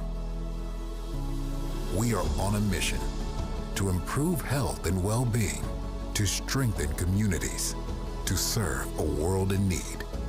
We are Lions International. To learn more, visit lionsclubs.org. When your child gets sick, time is everything. Getting treatment sooner means more options and a real chance at getting better. Thankfully, almost every new treatment for cancer is available here. And because of strong American leadership, we get these new medicines first. But that can change fast. In other countries, many are told to wait or go without. If Washington copies other countries' policies, we'll have to wait too. It's time to tell Washington, keep America in the lead. There are moments that shape an organization's future. A policy shift, a crisis or investigation, a market shock. When that moment hits, the clock starts. Markets move in minutes. Regulators, employees, and customers respond instantly. Narrative helps leaders respond with pace, engage stakeholders with precision, and position brands with perspective. So when challenges emerge, you can navigate complexity and lead with clarity before the narrative is defined for you.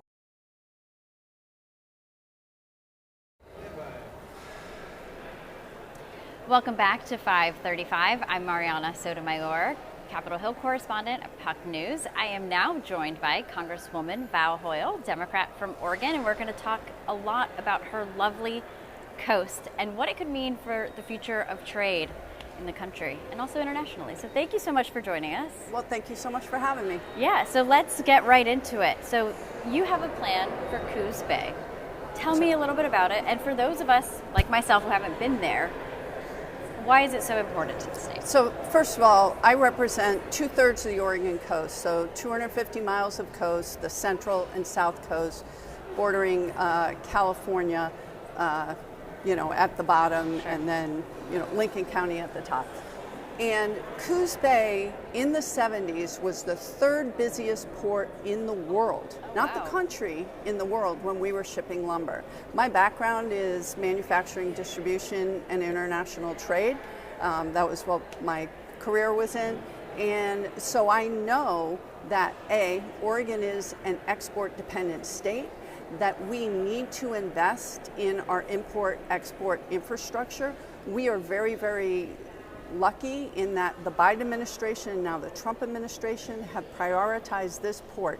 It would be the first ship-to-rail port in the world. And what we would do is get ships onto rail that could go all the way to the Midwest. This would mean jobs. After NAFTA, since NAFTA, we have lost 70,000 jobs just in Oregon in international trade. We are a trade-dependent state. So during the last downturn in 2009, international trade was the only sector of our economy that stayed strong. So this would be 6,000 permanent jobs. We're talking 2,200 to 2,400 construction jobs in a place where, again, we have to invest in our supply chain infrastructure. We saw during COVID, that's what we need. And quite frankly, Prince Rupert Sound, Canada has put $3 trillion into their port up in Canada. So we have American companies shipping things into Canada, coming down, paying those tariffs. Right. We really should be owning our supply chain infrastructure, getting trucks off the road, putting people to work. And this is what I'm working on. It is our #1 project, and I'm so grateful to have strong bipartisan support. So let's talk about the ship to rail, because you mentioned that this would be the only one in the country, right? Yes. So where are you in the process of actually making this happen? Because one is the dream, the goal, and selling it and letting people know the huge impacts that this could have. So I'll tell you, we had in the 90s, our timber industry crashed. There's a whole lot of reasons, spotted owl, but it is our Rust Belt. And so in my district alone, we lost almost over 13,000 jobs in the timber industry, in the mills, good jobs. Right. So people on the South Coast have been promised a just transition to other jobs. And there have been many, many projects, and none of them have come through. And people have said to me, we have had politicians promise they're going to bring something. Is this going to happen? And for the first time, my constituents have hope. We had the Federal Rail Administration come out last month. We've had Pete Meacham, Sean Duffy's chief of staff, and some other people from Department of Transportation come out. We are now in the planning process. We have got tens of millions of dollars worth of grants, both through the Biden and the Trump administration. So this is bipartisan priority. So we're in the planning process. NEPA should be starting soon. We want to make sure that we do things correctly, we do things right, but we have a good plan. This is a public-private partnership, and I think a great opportunity. It is, environmentally responsible. It invests in our supply chain infrastructure. It creates good jobs in a place that desperately needs them, and I'm really excited to be able to be a part of it. Yeah, I mean, it's very impressive to get two administrations backing any kind of project, right? Especially these Exactly. two administrations. Yeah. And what we have done, this is a very conservative part of my district. They feel let down by elected officials who they lost their jobs. Right. They were promised a just transition, and it's just transitioned into unemployment. I will tell you, I talked with a young man from Washington, and he's an electrician. And he said, I graduated in 2020 in Coos Bay, and I was told I had potential and I needed to get the hell out as soon as possible. Otherwise, it'd be 5 years, I'd have 3 kids, a half-time job, and no way to feed my family. And so I went to Washington, and he said to me, are you telling me I could actually come home? And he got emotional. This is like a young guy. Mm-hmm. This means so much to our community, but I don't want a bridge to nowhere. I want something that's good for the United States. It also means that our trade policy needs to be less erratic. Yes, yeah, you segued perfectly, because I did want to ask you about trade. There's obviously the trade impacts and decisions from the administration, but then there's something more on the local level, right? So when you're talking about this particular port and what it could be, we're seeing just so much of the shipping going also to places that are already pretty full, right? Like Los Angeles, I think Seattle is another port of entry. Right. I mean, how would you strategically be able to, especially once the building really ramps up on this front, how are you going to try and make sure that, let people know, hey, we're open, we're about to be open for business, and we'll be faster in being able to, again, ship to rail, get the products to where they need to be in this country? So we're 7 miles to open ocean. Yeah. We're 2 days closer to Japan than Long Beach, but we're not looking to take business from other ports except where it's needed. Okay. Right? Like, again, we saw during the pandemic, Long Beach was really backed up. We have to build for the future, and we can't just say, well, this is where we are right now. Again, Canada has seen what the future is, and they've put $3 trillion into Prince Rupert Sound. We should be investing as well. We also have the Port of Portland that, we have a lot of our farmers and ranchers in Eastern Oregon that ship down the Columbia. our book of business is very different, and I think that we can all work together to strengthen America's position. But what we need is a stable, less erratic trade policy that doesn't burn bridges with our allies and our trade markets. I will say, so we were talking earlier about the Oregon wine industry. We make the best Pinot Noir in the world.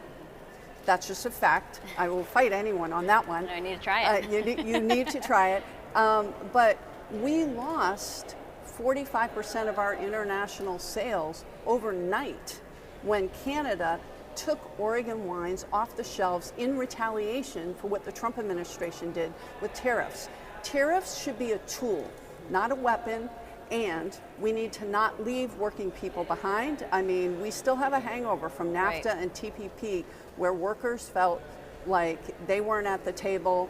We lost, again, 70,000 jobs in Oregon alone, and across the country, millions. So fundamentally, I think we need to reset the table on trade. We need to not alienate our allies, and we need to use tariffs as a tool to have high workforce standards, bring jobs back to the United States, and have clear environmental standards so that we're not offshoring, environmental degradation and getting imports after using people from countries using slave labor. We can do all of those things, but it's going to be important we invest in the future, and the Coos Bay port is a big part of that. I wanted to talk a little bit more about trade, because you must be one of the very few Democrats who have found themselves in the room with administration officials. Just talking to some of your colleagues, it is so hard, even when they have constituent demands or they want to kind of lobby.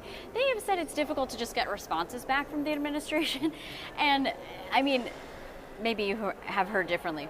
That's what I've heard. No, I have heard that. But you're in like a position where you can not obviously just talk about this big priority, but also talk about, hey, can we cut it out with trade? Why are we going after Canada? I don't know if you've used that ability to be in the room to talk about other priorities that do affect your district. So Congresswoman Rosa DeLauro had just a dinner a couple of nights ago with Ambassador Greer, where we had just members only, had a very open conversation about trade and about trade policy. And quite frankly, as someone who came from labor and who is a strong fair trade opponent, even as I was appointed chair of the Export Council of Oregon, the Federal Advisory Board on Trade for Small Business, under the Bush administration.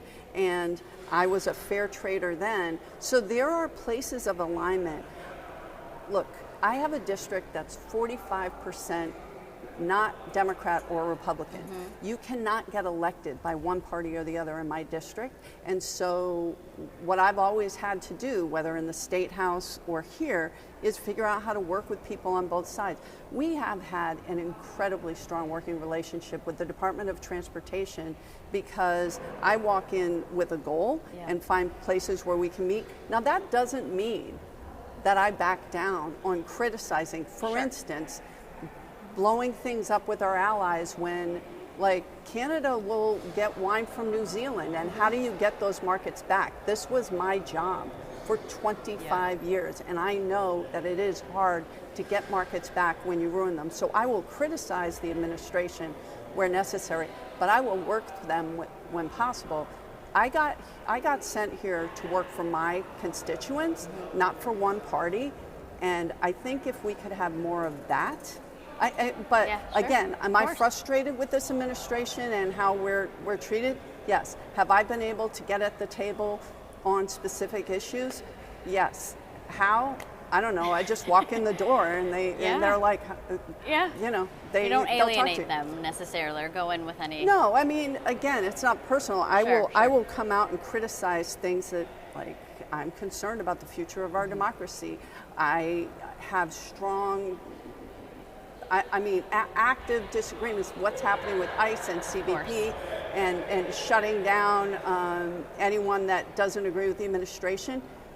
That's horrific, and I will call that out. And I find people that I can work with because that's what my constituents sent me to do. And if you had to go talk to the kids that are graduating from the South Coast who have no hope for any kind of future staying there. We used to export logs, now we export our children, and it would be irresponsible of me not to do everything I can and work with anyone possible to make sure that we deliver on the promise for jobs and a strong economy that isn't based in the Portland metro area. I don't represent the Portland metro area. I have no problem with that, I just don't represent them. And I will work every day with anyone on those things. And you know what? If you look hard enough, you can find people to work with. Of course. I was just about to say, Congresswoman, the passion that you just delivered is something that is sometimes missed up here in the politics and the debates. So first and foremost, good luck on this endeavor. And thank you again for just reminding us of why a lot of lawmakers should be up here and what they should be fighting for. Really appreciate it. I remember when my father's job, they laid off 3,000 people. It devastated our economy, it devastated our family. And I don't want to see that happen to anyone else. So it's both personal and my responsibility. Thank you again for coming. Hopefully you can come back and talk to us soon about the next policy you'll be working on. That would be Appreciate great. it. Thank you. When we're back, we're going to have a very robust conversation about the House and the Senate and the pathway to the majorities. House just taking off right now for August recess, so there is a lot to discuss. Stay tuned. You're watching 535. We'll be right back. When your child gets sick, time is everything. Getting treatment sooner means more options and a real chance at getting better. Thankfully, almost every new treatment for cancer is available here. And because of strong American leadership, we get these new medicines first. But that can change fast. In other countries, many are told to wait or go without. If Washington copies other countries' policies, we'll have to wait too. It's time to tell Washington, keep America in the lead. I work hard. My dad worked hard. That's where I got it from. What I take home is my future and my kids' future. And if I can invest in companies, they're going to reflect my principles, what I believe in. So why would those companies hire outside people to tell them to embrace principles I don't believe in? Congress must protect the financial future of Americans from the foreign-owned duopoly that answers to no one.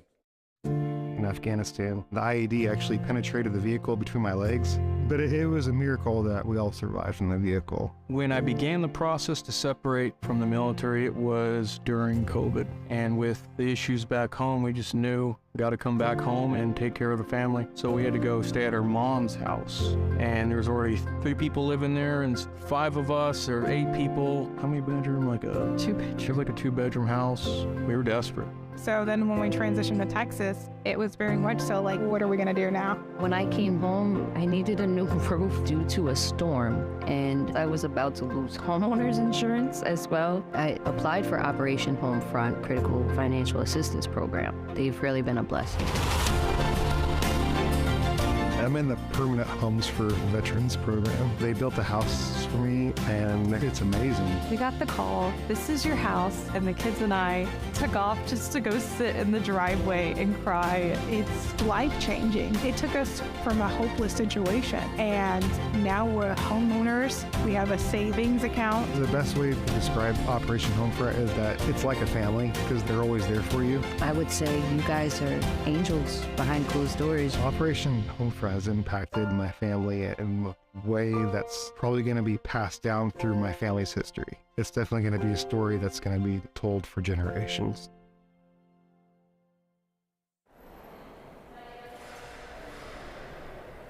Welcome back to 535. I am joined by probably some of the sharpest minds that can tell us what could possibly happen in November as the House adjourns for its August recess. The Senate's not too far behind.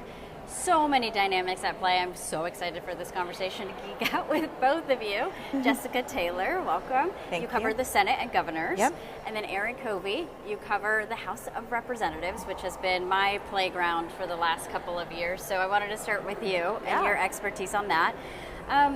Obviously, House Democrats have for some time felt very confident that they could win back the majority, just given a number of issues, dynamics at play, the president, what he's been talking or not talking about as often. But it still could be a very slim majority, and Republicans still have a path, right? Can you tell us a little bit about how you're kind of viewing the landscape at this time? Yeah, it's not so much that the environment doesn't look great for Democrats right now, it's that the battleground of competitive House races is relatively small, and it's quite a bit smaller than it was in 2018, of course, the last time we were in a midterm during a Trump presidency. And so we're looking at like a different realm of competitive districts as a result. And due to all the redistricting that happened over the past year, Republicans have been able to shore up their majority, which is technically a 3-seat majority, but with redistricting, we think it's effectively more like an 8 or 9-seat majority. So it's a little bit tougher than it looked at the beginning of the cycle. So what are some of the races that you are looking at? Especially, we're in primary season. August is going to give us more clues as to what's going on. But are there any races in particular, as you look at the next month, you're like, okay, those are the ones to watch. What could they tell us? Yeah, I mean, we have 18 seats in the toss-up column right now. 14 of those are held by Republicans. So even if you look at our ratings in the competitive districts, Republicans are playing more defense than Democrats right now. One of those toss-up races that I'm watching really closely is Michigan's 7th district, which is held by Congressman Tom Barrett. He won his race November of 2024 by about 4 points, but this is a seat that Trump only won by like a point. So he should be among the kind of easiest seats to flip by Democrats in November. But, you know, he overperformed a little bit, and Democrats have a very contentious primary happening there right now that will resolve itself in 2 weeks. But you have one very progressive candidate in William Lawrence. He's actually a co-founder of the Sunrise Movement. And then you have 2 more moderate candidates, Bridget Brink, former U.S. ambassador to Ukraine, and then Matt Mazdam, retired Navy SEAL, who are kind of splitting that center-left lane. And so things have gotten quite contentious. Right now, I would say Lawrence has a slight edge, but we still have time for things to change. And before I turn it to you, Jessica, one last question on the House. A number of Democrats have been feeling very bullish in Trump districts that he won by over 10. I think even the Bobby Polito seat down in the Texas Grand Rio Valley, that one is a Trump plus 17, but they're feeling really good about that, and even, you know, projecting that maybe there's a bit of, as they like to say, dummy mandering that went on in Florida in particular. We obviously are waiting for the primaries to shake out there, but how are you looking at those races? And are Democrats maybe overplaying their hand, a little too confident that they could flip some of these very Republican districts? Look, I mean, I put the Hispanic majority seats, which includes Texas' 15th district, in a different category than like a standard Trump plus 18 seat, because this was a seat that moved really heavily to the right between 2020 and 2024. Trump only won it by a couple of points in 2020, and so it's a part of the country where there's a lot more kind of an elastic electorate, so you can see bigger swings there. You know, I would say Texas looks like a better environment for Democrats right now than Florida too, just because of the statewide politics there. You have an incredibly competitive Senate race at the top of the ticket that is going to energize Democratic turnout. So I think when I look at polling in Texas right now, it looks better for Democrats in Florida. But to your point, in Florida, we still don't have a lot of information. We don't have the primary results there. So I think we have a bit of a ways to go to see how good of a year it could be for Democrats in Florida. And I think it's important to remind people even in 2018, it was not a good year for Democrats in Florida. They did not win those statewide races. And so even in a better national environment, I'm still a little less bullish on Dems in Florida this cycle. A lot to watch there, and obviously on the Senate side too. I remember even just a year ago, everyone was saying there's no way the Senate can flip. It's just such a favorable map for Republicans.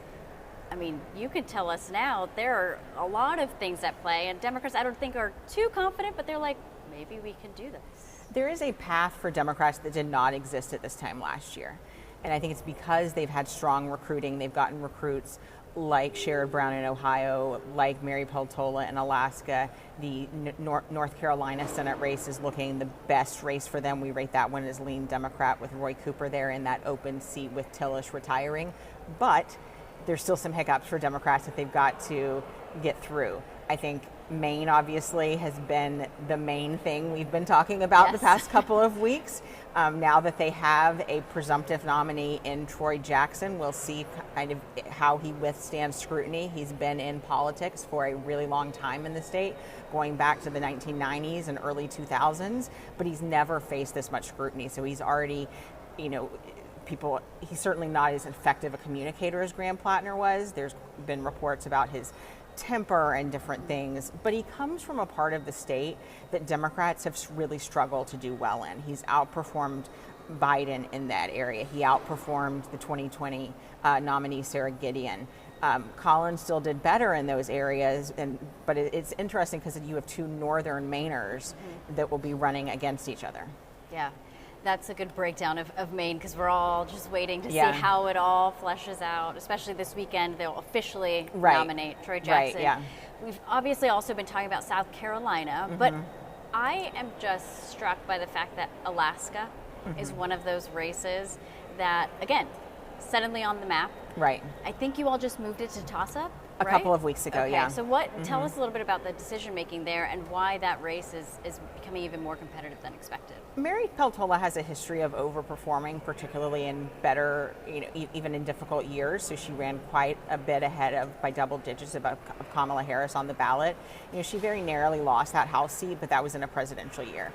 Now I think that Dan Sullivan is certainly a better candidate than she faced in the last midterm cycle in Sarah Palin.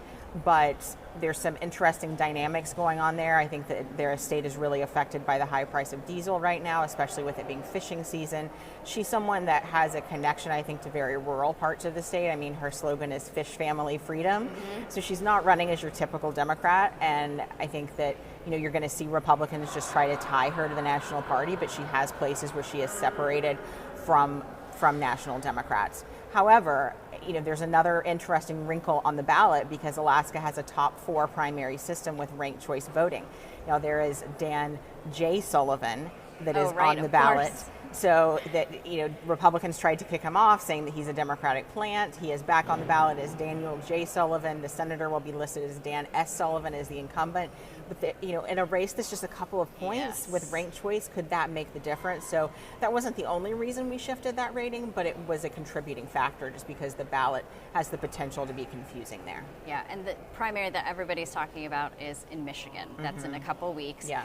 I mean, what can happen there? I'm sure you all will move that race based on the outcome in next month's primary. I mean, I do think that Abdul Al-Sayed is a riskier candidate in a state like Michigan. We've seen, as Aaron has covered, really in the competitive House races, Aaron had a really good piece on this a couple of weeks ago. We have seen more centrist Democrats that are winning, but Michigan is not, Manhattan. Sure. It's not Denver. It's riskier to put a more progressive candidate on the line there. Now, they will argue he can ramp up energy, he can get young voters out. I'm looking to see, there's been a lot of money spent on Haley Stevens' behalf. She has, there was a Detroit News poll this week that had her up about 7. I think it's very close. I'm watching what the black turnout is there in Michigan. She's really relying on black voters, those older black voters in and around Detroit. Those are more reliable primary voters than some of Abdul Al-Sayed's voters that are younger voters that are lower propensity. Okay. I wanted to ask both of you, there's a number of trends that we can talk about. I'm curious to get your opinion on a number of them, but one that has kind of, throughout this primary season, become a little bit more obvious is, yes, we always talk about the anti-establishment streak that runs through Washington. Like you hear it on the floor of the House and the Senate when Republicans and Democrats are trying to debate each other. But there almost seems like it's this anti-Washington fervor because there's some lawmakers who, for example, ran for governors. Yes. And I can't even say that they're establishment because they've barely been on Capitol Hill that long, right? So, how are you all watching that and what does that mean? And how should that inform a number of campaigns, a number of lawmakers who are asking voters, hey, send me back. I got this. I can do the thing for you. I think I'm going to be watching in that South Carolina race to see if Ralph Norman can break through because he did run for governor. He lost. He came in 3rd. But he, does that sort of stink of Washington make that primary there? Or do you have Darlene Graham that has her late brother's name, not as well known? She's sort of presenting herself as, I think she just put out, familiar name, but new to Washington. Can she kind of capitalize on that? But you're right. We've seen Randy Feenstra lose in Iowa. We've seen Norman and Mace lose. We've Dusty seen Johnson. Michael Bennett. I think there were some unique things at play in each of those races. Feenstra really did not run a very good campaign in Iowa. I think he took a lot of it for granted. If someone like John James loses the Michigan primary for governor, I think that could be a real, turning. Or let's see how Byron Donalds does in Florida. Sure. They're both leading, but they do have primary challengers. How well do these outside of Washington primary challengers do against them? Erin, are you seeing this trend too in the House a little bit, or Yeah. what are other dynamics you're also are becoming more obvious to you? I mean, we have seen a number of incumbents lose their primaries already this cycle, and there's a couple more that are quite vulnerable. I mean, Sri Tanadar in Michigan is one that I'm watching in 2 weeks. Ed Case in Hawaii as well, John Larson in Connecticut.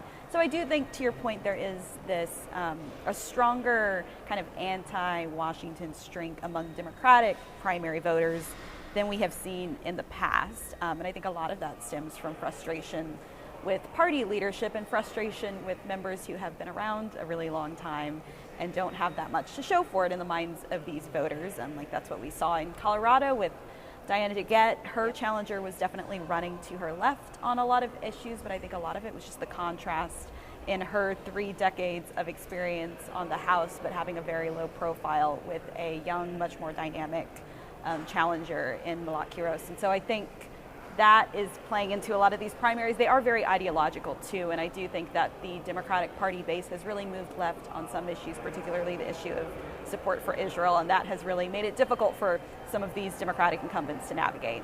Yeah, that's definitely been a topic of debate even up here. Jessica, I want to ask you just takeaways for governor's races, because those, at least up here, aren't watched as much. But they could have big implications on redistricting in some of these places. Right. So it's interesting because we have a couple that are more competitive than we expected. In Iowa and Ohio, we both have those in toss-up. Looking at a state like Wisconsin, we have there's really confusing primary there on the Democratic side, but you have Congressman Tom Tiffany that is he's sailing, he doesn't have a main primary challenge. I think that governor's races are unique because they can be more about the person than the party. I like to say there's no prize for getting the most governorships. So I think that's how you can end up with an Andy Beshear that's governor, a Democrat in Kentucky, but a Phil Scott that's a Republican in Vermont. We're going to see a lot of turnover in these governor's races, but you're right. Some of these members of Congress that wanted to go back home have not been as successful. It's also surprising to me those senators that are leaving to run for governor, because it used to be the other way. I went back and looked. This is the most senators that we've ever had looking to leave to run for governor. Michael Bennett was not successful. We have on August 6th, Marsha Blackburn in a primary there with John Rose. I still think she's favored, but that race could be a little bit tighter than we expected. That's actually a fascinating point, because I have heard just lawmakers, even privately, being like, man, I just want to go home. Like, wouldn't it be better to be a governor or even serve in the state legislature again? Because you can actually get more done. Yeah, I think being governor is so much better than you're one of 100. You're just stuck here in gridlock. And I think that's why you saw many governors, like Joe Manchin when he was here, famously did not like the Senate.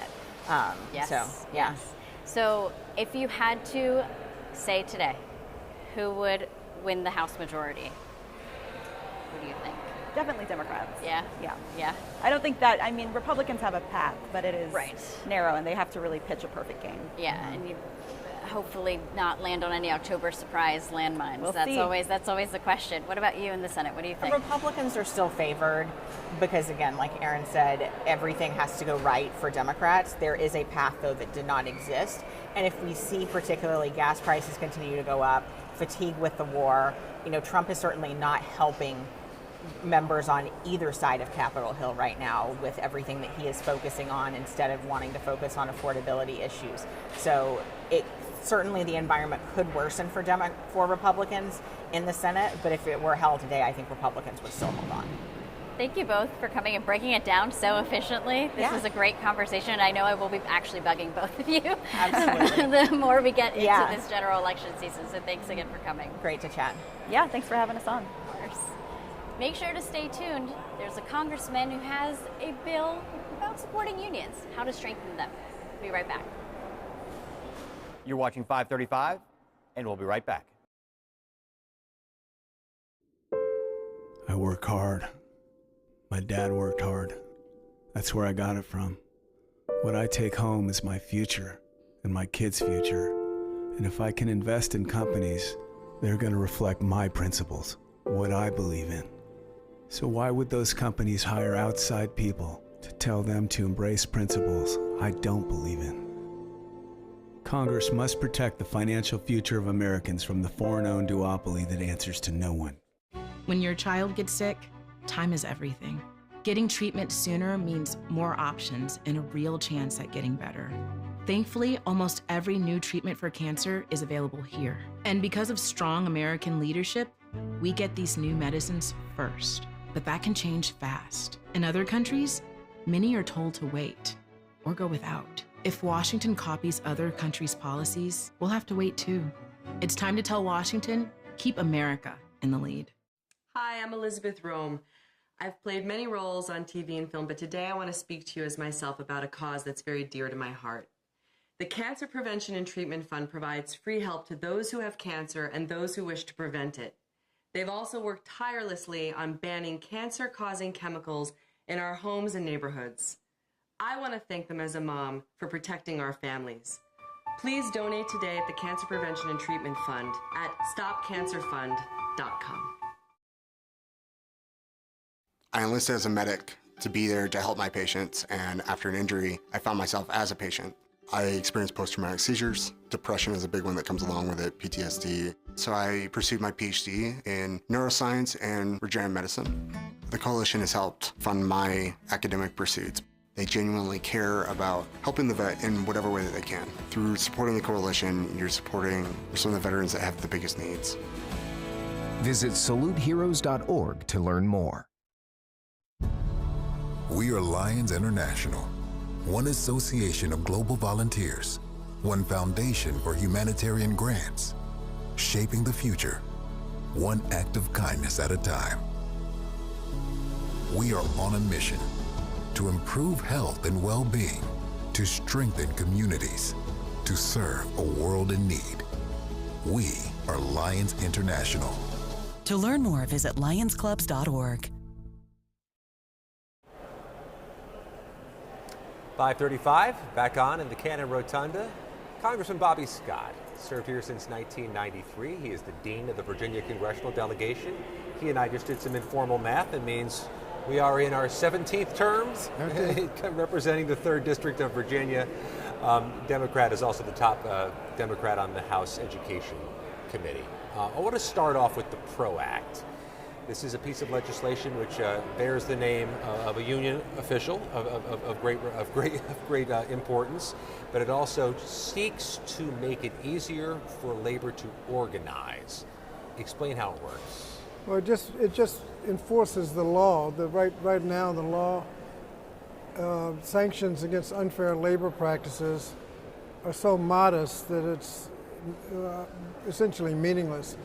If someone is organizing a union, which they have the right to do, and get fired, that's an unfair labor practice. But the sanction is that after all the discussion and findings, you get your job back and back pay minus what you made on the side. If you happen to get a good union job on the side, you're probably making more than you made, so there's essentially no sanction other than you get your job back.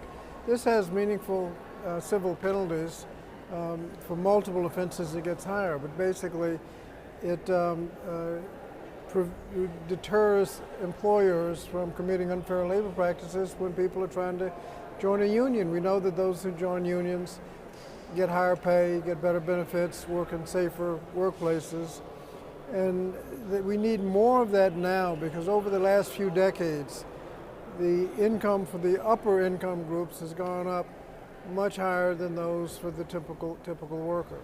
And in fact, one study showed that the portion of the GDP that lands in workers' pockets, as opposed to dividends and everything else, that ends in workers' pockets, is the lowest it's been in at least half a century, and getting worse. And so the fact that you can join a union can combat that to make sure that the workers get a fair share of the economy. Let's put the value of unions aside. Would there be conservative pushback, Congressman, that would argue we already have enough safeguards in place to protect against the kind of things you just described? Well, I'm sure there are pushbacks against forming a union and the right to unionize. Part of the PRO Act provides safeguards against misclassifying workers instead of as employees, but as independent contractors. If you're an employee, you have rights of employment. Like if you lose your job through no fault of your own, you get unemployment compensation. If you get hurt on the job, you get workers' comp. You get minimum wage and overtime. Those are the kinds of things that happen if you are an employee. If you're an independent contractor, you get none of that. And so part of the PRO Act provides that you can't misclassify people as independent contractors. Is that more difficult because we are shifting so noticeably to a gig economy in certain spaces, in certain industries? Well, yeah, there's a little of that, and there's just a push towards lax regulation on classification. When people go to work, they're generally employees. They work more than 40 hours a week, they expect overtime. If they're classified as independent contractors, they do not get overtime.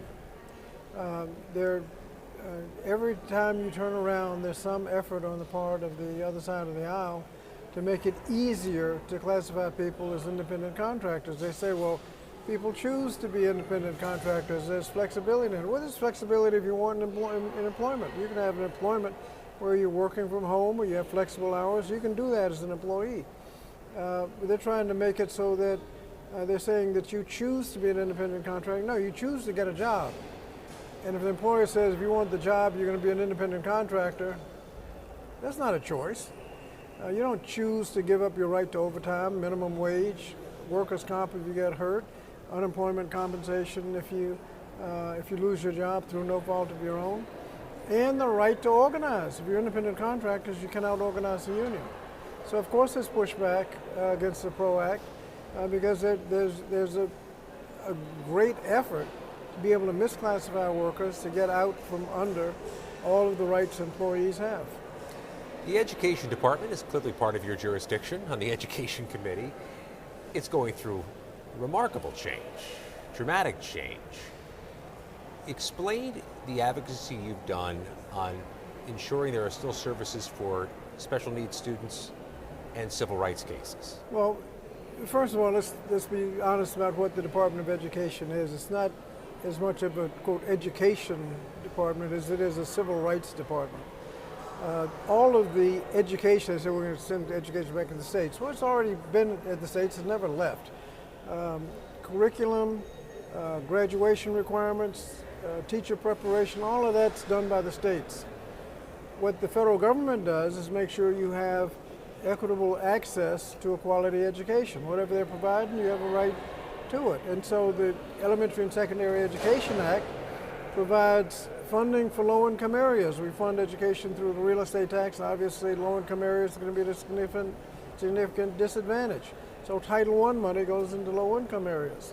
Individuals with Disabilities Education Act. Those with disabilities, before that act passed, if you were in a wheelchair, you just couldn't go to high school. English is a second language. Racial achievement gaps. That's what whatever education you got, you ought to have equal access to it. That's what the Department of Education is supposed to be doing. What they're doing is dismantling it. They started with the... But they're outsourcing it to a different agency, right? They haven't technically abolished it, but they're outsourcing it to people that don't know what they're doing. They're outsourcing student loans to the Department of Treasury. As if the student loan is just a loan and payback transaction. Well, what courses are eligible for student loans? What schools are eligible for student loans? When is a student defrauded and eligible for a discharge of a student loan? These guys in Treasury don't know.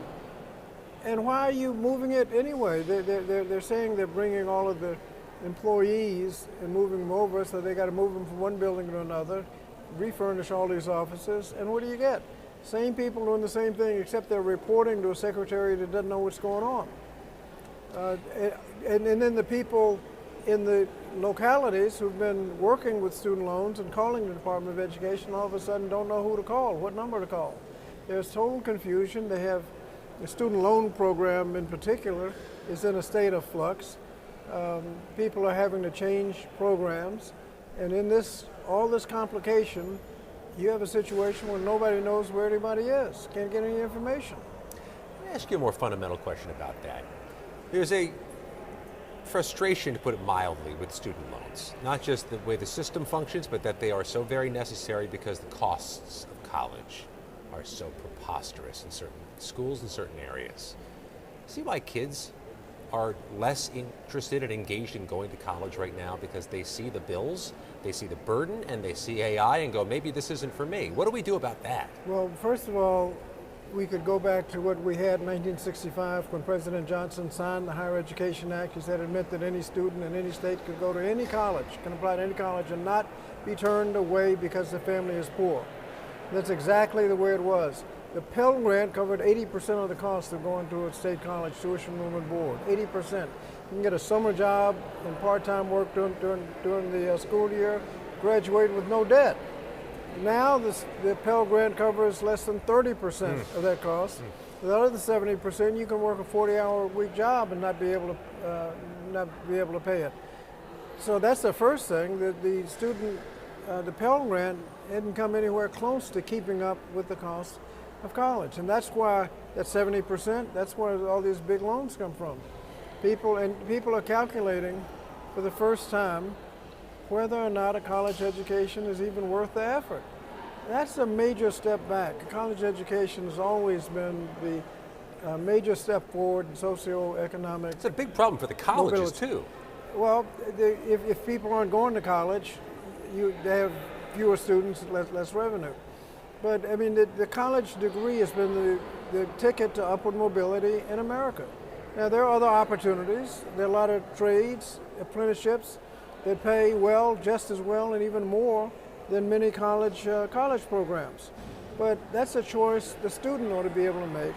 Not, well, if you can't afford to go, we got other things for you. And that's where we are today. People are making rational calculations that starting off with huge debt, even though you may be moving up in a socioeconomic way and have many more opportunities, those opportunities just aren't there. That's just not fair. And it's not the way it was in 1965 and many decades after that. And that's because we haven't made the investments in Pell Grants to make sure that the students can afford to go and pay the bills. What the big ugly bill last year did was actually put limits on it to make sure you couldn't go. Right now, a low-income student can't go to medical school or law school under that bill unless they can find $50,000 to $100,000 outside of the student financial aid system. Are the community colleges immune from some of this, or are they benefiting from some of this? Most of the Pell Grants and other programs can cover the cost of a community college, and that's a choice. But when President Johnson said you can go to any college, any university, in any state, and not be turned away because the family is poor, that promise is gone. Particularly with the big ugly bill they passed last year that put limits on what you can borrow. The measly Pell Grant is not keeping up, and they don't even allow you to borrow the rest. We have legislation pending. I've introduced a bill to significantly increase the Pell Grant, make student loan by a percentage or to a certain dollar threshold. Double it over the course of next couple of years, and that doesn't even get you close to the 80% that it used to be, but it'd be a whole lot more than it is. Also, reduce the interest rate. There are other bills to eliminate the interest rate on student loans, and then make the discharge programs. You can pay off your loan by working with a public service organization. That's the present law, but it's 10 years. Make that a little more generous, maybe 7 or 8 years. I mean, those are the kinds of things you can make going to college much more affordable. But under the present situation, particularly with this big ugly bill limitation, a lot of students are not going to be able to go to college. I want to ask you in our remaining moments about the Virginia 3rd District. you paint a picture for folks as to what that is? What's the unique caricature of the 3rd District? Well, the 3rd District comprises the cities of Newport News, Hampton, Norfolk, Portsmouth, and part of Chesapeake, Virginia, and Southeast Virginia, Hampton Roads. Right there on the water. Well, right on the James River, Yeah. right on the James River. And it's a lot of shipbuilding, with Newport News Shipbuilding, where we build aircraft carriers, Norfolk Naval Shipbuilding, a lot of military installations, Norfolk Naval Shipyard. So it's heavily military and shipbuilding. It's also have a lot of attractions, Nauticus, Living Museum, the Children's Museum, Virginia Beach is nearby, Williamsburg, Colonial Williamsburg is nearby. There are a lot of family activities that for tourists to come in. You've got that summer beach traffic too, don't you, in the 3rd? It's the Hampton Roads Bridge Tunnel is a disaster. It's being reconstructed by this time next year. Hopefully, people will be able to drive straight through. Oh, it's a spectacle, though. It is quite a thing to see in person. You have to allow, if you're going anywhere close to rush hour, which means most of the day during the summer, you just have to allow another 45 minutes to get over that bridge. You bring something relaxing and take your blood pressure down while you sit. It's a long wait. Bobby Scott is the Dean of the Virginia Congressional Delegation, been here among the 535 since 1993. Top Democrat on the House Education Committee. Thank you, Mr. Scott. Thank you, Scott. You're watching 535. We'll be back in a moment. You're watching 535, and we'll be right back. When your child gets sick, time is everything. Getting treatment sooner means more options and a real chance at getting better. Thankfully, almost every new treatment for cancer is available here. And because of strong American leadership, we get these new medicines first. But that can change fast. In other countries, many are told to wait or go without. If Washington copies other countries' policies, we'll have to wait too. It's time to tell Washington, keep America in the lead. You're watching 535. This is 535. You're watching 535. You're watching 535. You're watching 535. We're live from the Capitol, and 535 starts right now.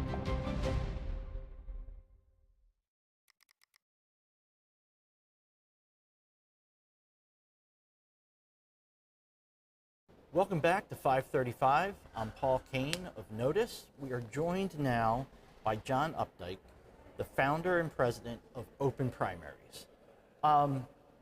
We have paid so much attention to primary elections in the media in the last few months, all the way from big races like the Senate race in Texas to House races in New York City.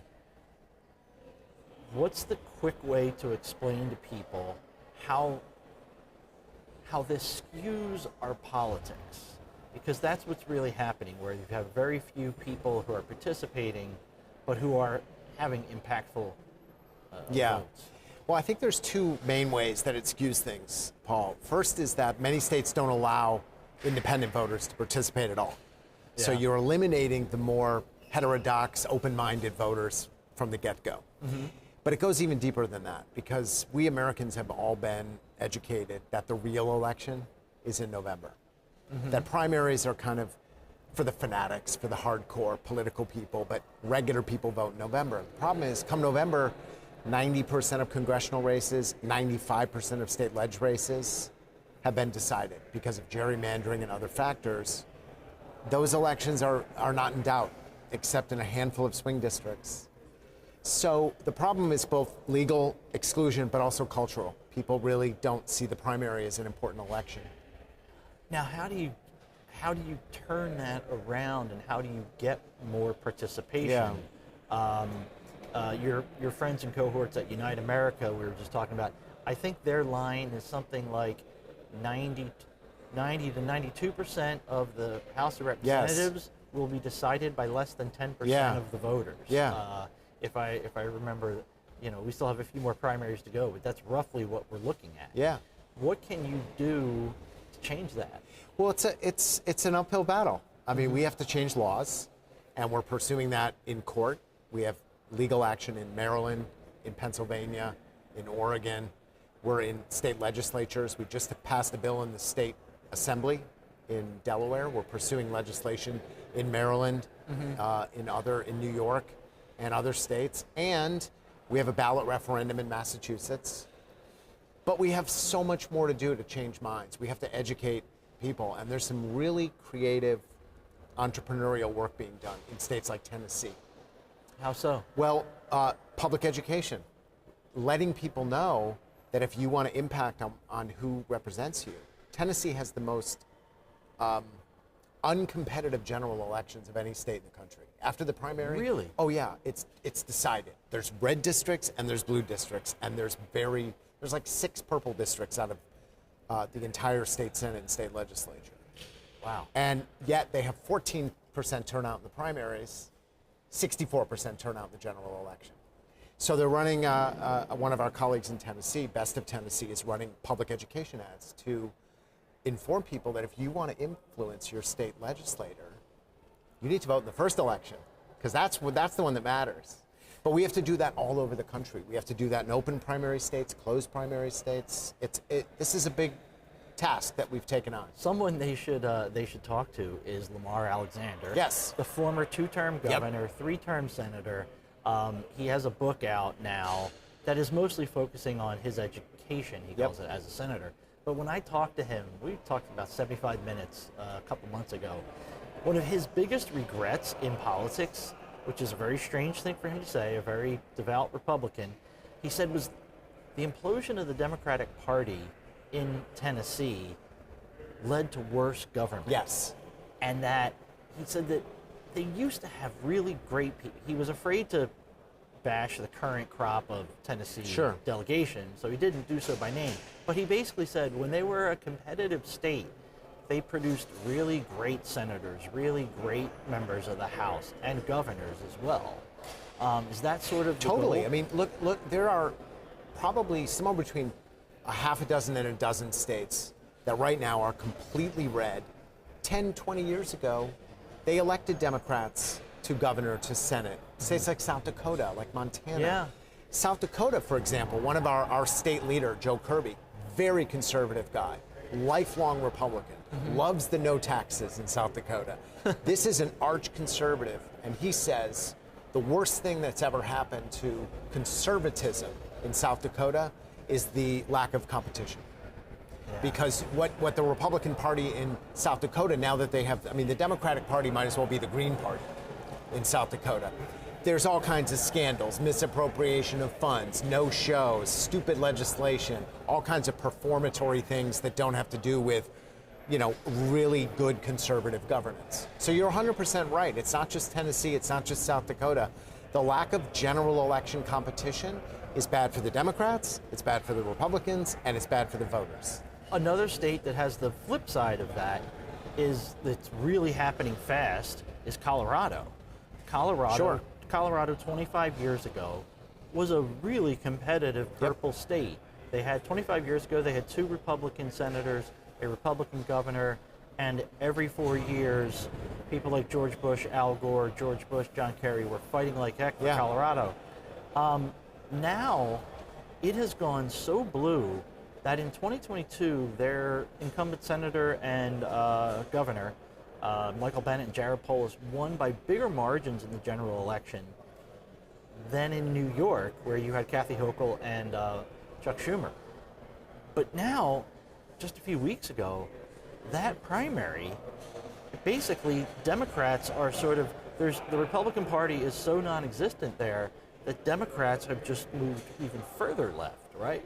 How was the turnout there, do you know, off the top of your head? Yeah, and what's actually, I think, I both agree with your narrative and your story, but I think it's actually a little more complex. Okay. Because under the surface, voters in 2014 passed, 2016 rather, passed a ballot referendum to let independents vote in the primaries. In Colorado? Yes. Okay. That's been in place now for a decade.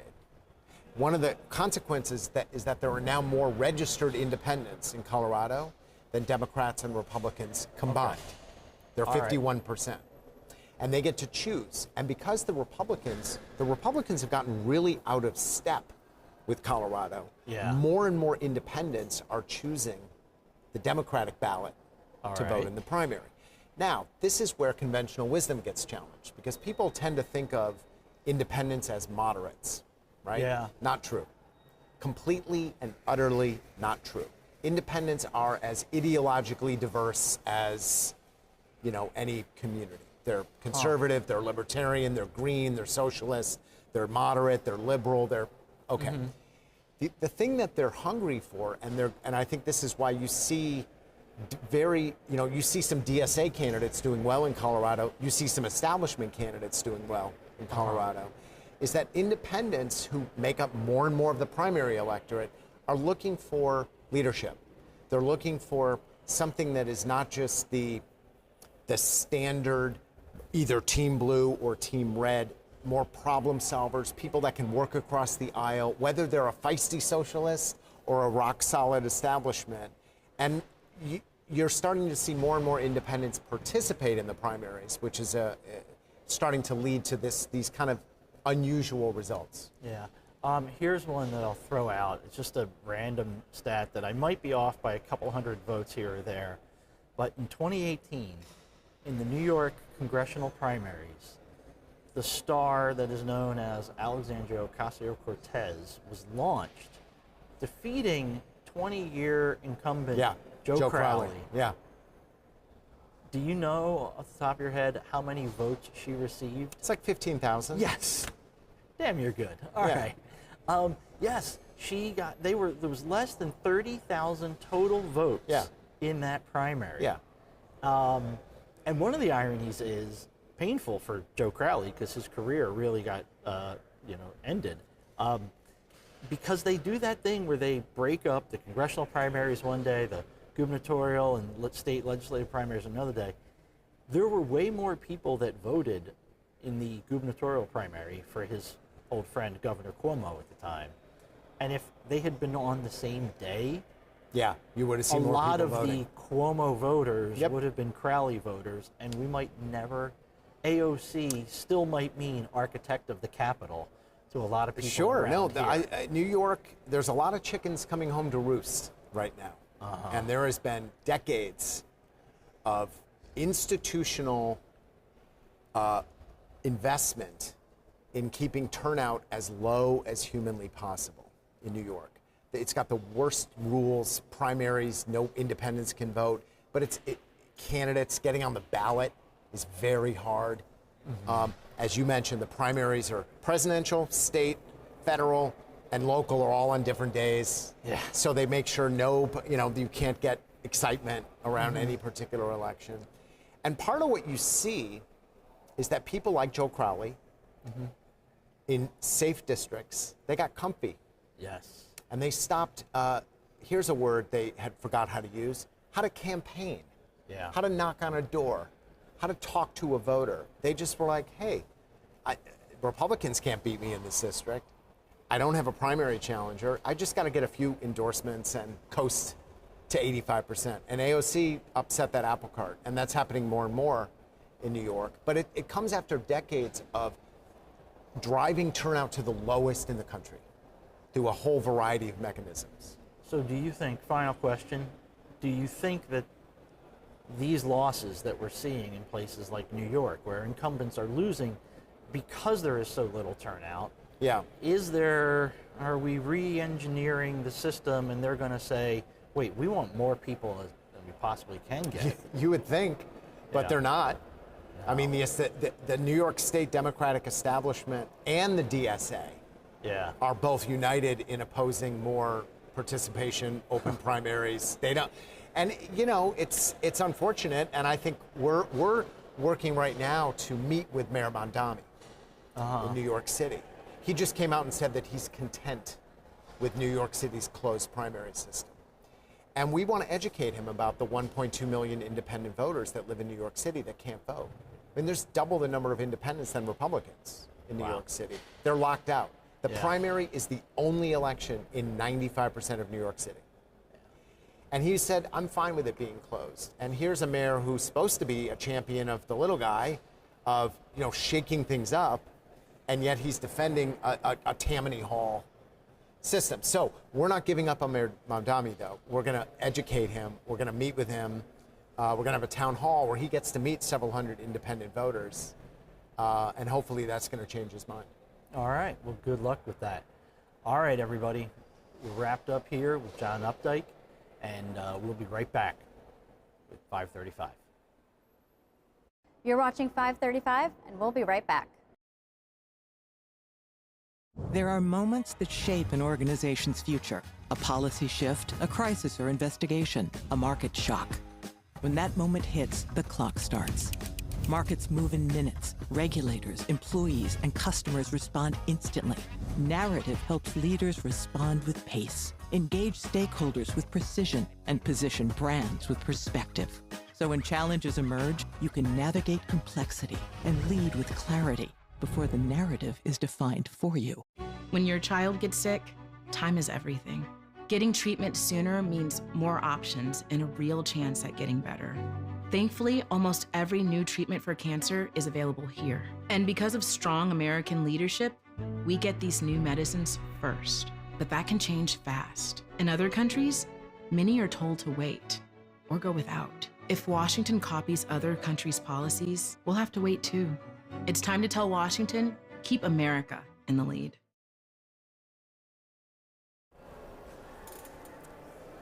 Welcome back to 535. I'm Brody Mullins here with Karen Abert, President and CEO of the American Gas Association. That's right. Thanks for joining us. Thank you. Thank you for having me, Brody. So there are so many things going on in your world these days. Let's start with permitting reform that everyone's buzzing about. Where do things stand right now? Well, this is a really important moment. You know, the clock. We are against the clock. We've got two bills that have already passed the House. They're over in the Senate. The Senate is studying hard. There's one bill out there from Senator Armstrong. Senator Whitehouse and Senator Capito are still in deep negotiations of what their efforts might yield. So we're really hopeful, but it's really important for people to understand how important this is. This isn't about just building pipes or wires. It's about unleashing the entire power of energy in our economy. As we like to call it, it's the big E. It's the enabler of the economy of the future, permitting reform. And you guys support clear statutory timelines, improved interagency coordination, and judicial review. Tell us about judicial review. What does that mean? Sure. The biggest cost to building an infrastructure project today in America is the endless litigation. So when it takes an act of Congress, or even previously it took an act of the Supreme Court to be able to permit a big pipeline or a big project, that just piles costs on. And in the case of the Supreme Court, it actually, the project proponent had to withdraw the project because it just became too expensive. So if you're a dairy farmer in Hawaii, you shouldn't have the right to sue about something that's happening in Massachusetts. So you have to have standing, and the courts have to be limited in the amount of time that they can review this, and also not to be able to reject permits once they are actually permitted. So in the House has passed a few dozen bills on this. The whole problem here is in the Senate. Senator Capito and Whitehouse are the key players. But tell us about Senator Armstrong. He's the newest senator, and he's right in the middle of this. Give us a little bit about his background and what he brings to the table. Sure. Well, he's an energy executive. He was the president and CEO of Williams, which is one of the biggest pipeline companies in the country, and then he's executive chairman before the governor selected him to be the junior senator from Oklahoma. He has made it very clear that with his 8 months that he's going to be here, he wants his legacy to be permitting reform. He's a huge champion. He's lived the other end of it, of how hard it is to build. The pipeline right now that is being permitted in the Northeast is a Williams pipeline, so he's acutely familiar with how difficult it is, how expensive it can be, and ultimately that cost is borne by consumers over time. And he came out with a new bill and had a big event that you were just talking about. Tell us about that. So he had a big event, standing room only, up on Capitol Hill where we are right now. And he had Senate leadership there, he had House leadership, it was a bipartisan meeting, he had the governor of Oklahoma, he had every element of the energy industry. I spoke at the event along with friends from all aspects, so it's pipes, it's renewable energy, it's all things unite the energy system in favor of permitting reform, and he captured that and had those industries in the room. So the key question is it possible to get a vote before August, and if not, what does that mean for September? Well, as I said, we're running against the clock. That's unfortunate, but that's the way this operation up here works. They work well under pressure. And if it doesn't happen before recess, there's still an opportunity in September, but that's also a crowded calendar. There's a lot of things they need to get done. And I know certainly the appropriations folks are hoping that they get their work done too. Right. So We haven't lots of talked about things to get done. appropriations, right. So then, not to get there, but what does it mean for the lame duck then? I mean, if we're going to go that, if appropriations is going to be September, is there any chance you could get a deal in during the lame duck? There is a chance, and I think I heard Mike Summers tell you the other day, sometimes lame duck is really lame, and so we don't want it to fall into lame duck, but if we do, and if it does, we'll be there full-throated support to get it over the transom. And I think that another thing that Mike Summers and I talked about, I'd love your opinion, is if Democrats win the House and maybe the Senate, which is what people are expecting, and obviously anything can happen, is there any chance that this could move next year, given that there is some bipartisan support here? I think there could be. I think the bill would look a lot different. I think right now, the reason it passed out of the House in a bipartisan manner is it accommodated everybody. There could be an instinct to start to limit that if the Democrats take over one or both chambers. I don't suspect it'll be both. We still have the president in the White House, and I don't suspect he's going to sign something that is contrary to his energy dominance agenda. Sure. Let's talk about the DOE appliance regulations. This is another important priority for you. Tell us about that. Sure. So DOE has the statutory authority to set appliance efficiency standards. Unfortunately, over time, and the previous administration in particular, they weaponized that to accommodate and embrace their environmental agenda. So if you remember the big kerfuffle over gas stoves, they were trying to regulate through efficiency standards the elimination of gas stoves. They did the same thing for gas furnaces. We just took that all the way to the Supreme Court and won an ability to bring it back to the lower court. DOE is now set out on an agenda to reform the way that it can set those efficiency standards, which actually brings it back to its original intent. You have to regulate appliances for efficiency only, not in terms of emissions reductions. Everyone's talking about affordability. I feel like your industry has a central role in affordability. I saw a stat that said that something like natural gas has saved Americans $99 billion over 10 years. That's real money. So how do you get that message out to the American people and to Congress? Well, permitting reform is affordability. All the things that we're doing, the appliance standards is affordability. All the things that we are pushing will make energy continue to be affordable. Right now, the average family saves about $1,000 a year if you use natural gas. You referenced the $99 billion, but what I think people don't realize is that even with what's going on in the Middle East and in Europe and Ukraine and Russia, natural gas is still the most affordable way to heat your home by a factor of 3.5. And that, according to EIA, the Energy Information Administration, will remain the case until 2050. The most affordable way to do the things that Americans enjoy every day. Heat your home, cook your food, wash your clothes, dry your clothes, go to work, and be comfortable in your place of business. On another affordability topic, LIHEAP. LIHEAP is the Low Income Heating Assistance Program. Been around for a long time, always a little underfunded. Now I think it's underfunded by about $1 billion. This is an appropriations issue. Tell us where you guys stand here. Sure. Well, we thank the leadership in both the House and the Senate that have kept LIHEAP alive. It did go up during COVID. We've come back to where we are normally. We just received a $10 million increase, which we're grateful for. $10 million? Yes. Okay. But this is really, really important for families and businesses, particularly families, low income and senior citizens that in a time of extreme cold or extreme heat, both of which are very, very dangerous to human health, can't pay their bills. And LIHEAP is there as their insurance policy to be able to help them pay their bills so they don't have to choose between food and fuel, medicine and fuel, housing and fuel.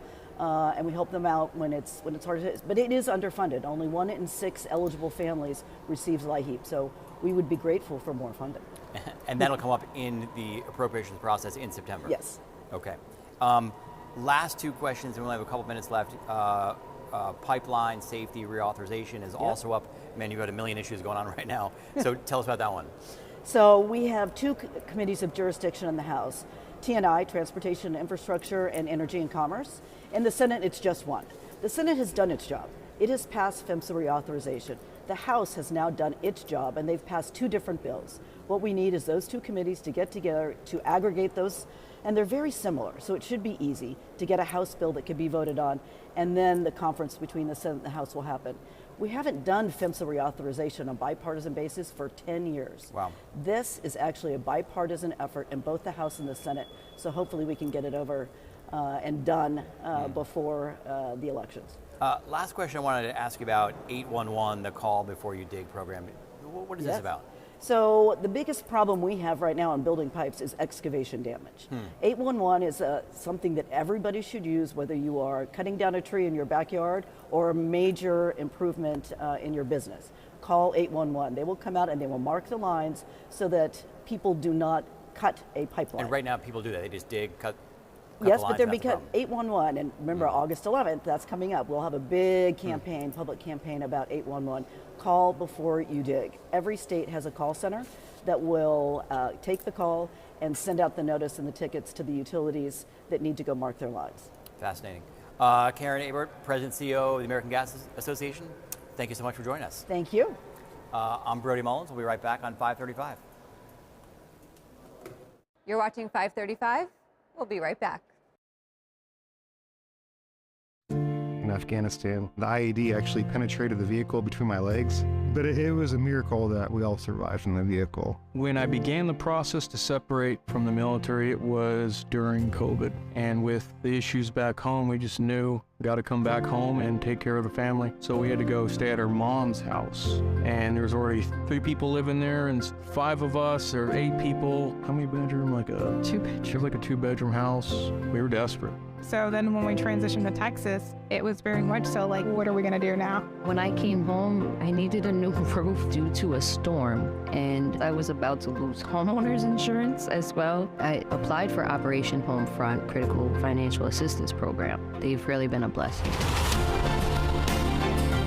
I'm in the Permanent Homes for Veterans program. They built a house for me, and it's amazing. We got the call, this is your house, and the kids and I took off just to go sit in the driveway and cry. It's life-changing. It took us from a hopeless situation, and now we're homeowners. We have a savings account. The best way to describe Operation Homefront is that it's like a family because they're always there for you. I would say you guys are angels behind closed doors. Operation Homefront has impacted my family in a way that's probably going to be passed down through my family's history. It's definitely going to be a story that's going to be told for generations.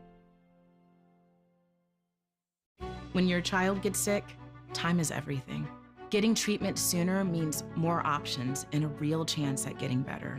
Thankfully, almost every new treatment for cancer is available here. And because of strong American leadership, we get these new medicines first. But that can change fast. In other countries, many are told to wait or go without. If Washington copies other countries' policies, we'll have to wait too.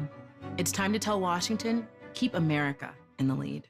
A simple blood test can detect Alzheimer's years before symptoms appear.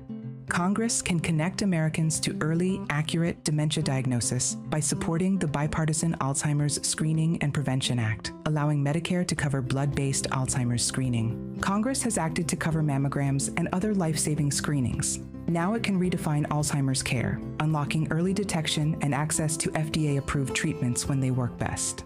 Congress, it's up to you. Paid for by the Alzheimer's Association. Welcome back to 535. I'm Paul Kane of Notice. I'm joined by my friend Oliver Libby. He's the author of this book, Strong Floor, No Ceiling. Back in November, I was watching House Minority Leader Hakeem Jeffries was getting sort of chased by a bunch of reporters that were asking questions about sort of the rising, it was a smart questions to be asking about the rising influence of the sort of DSA, the socialist wing of the Democratic Party.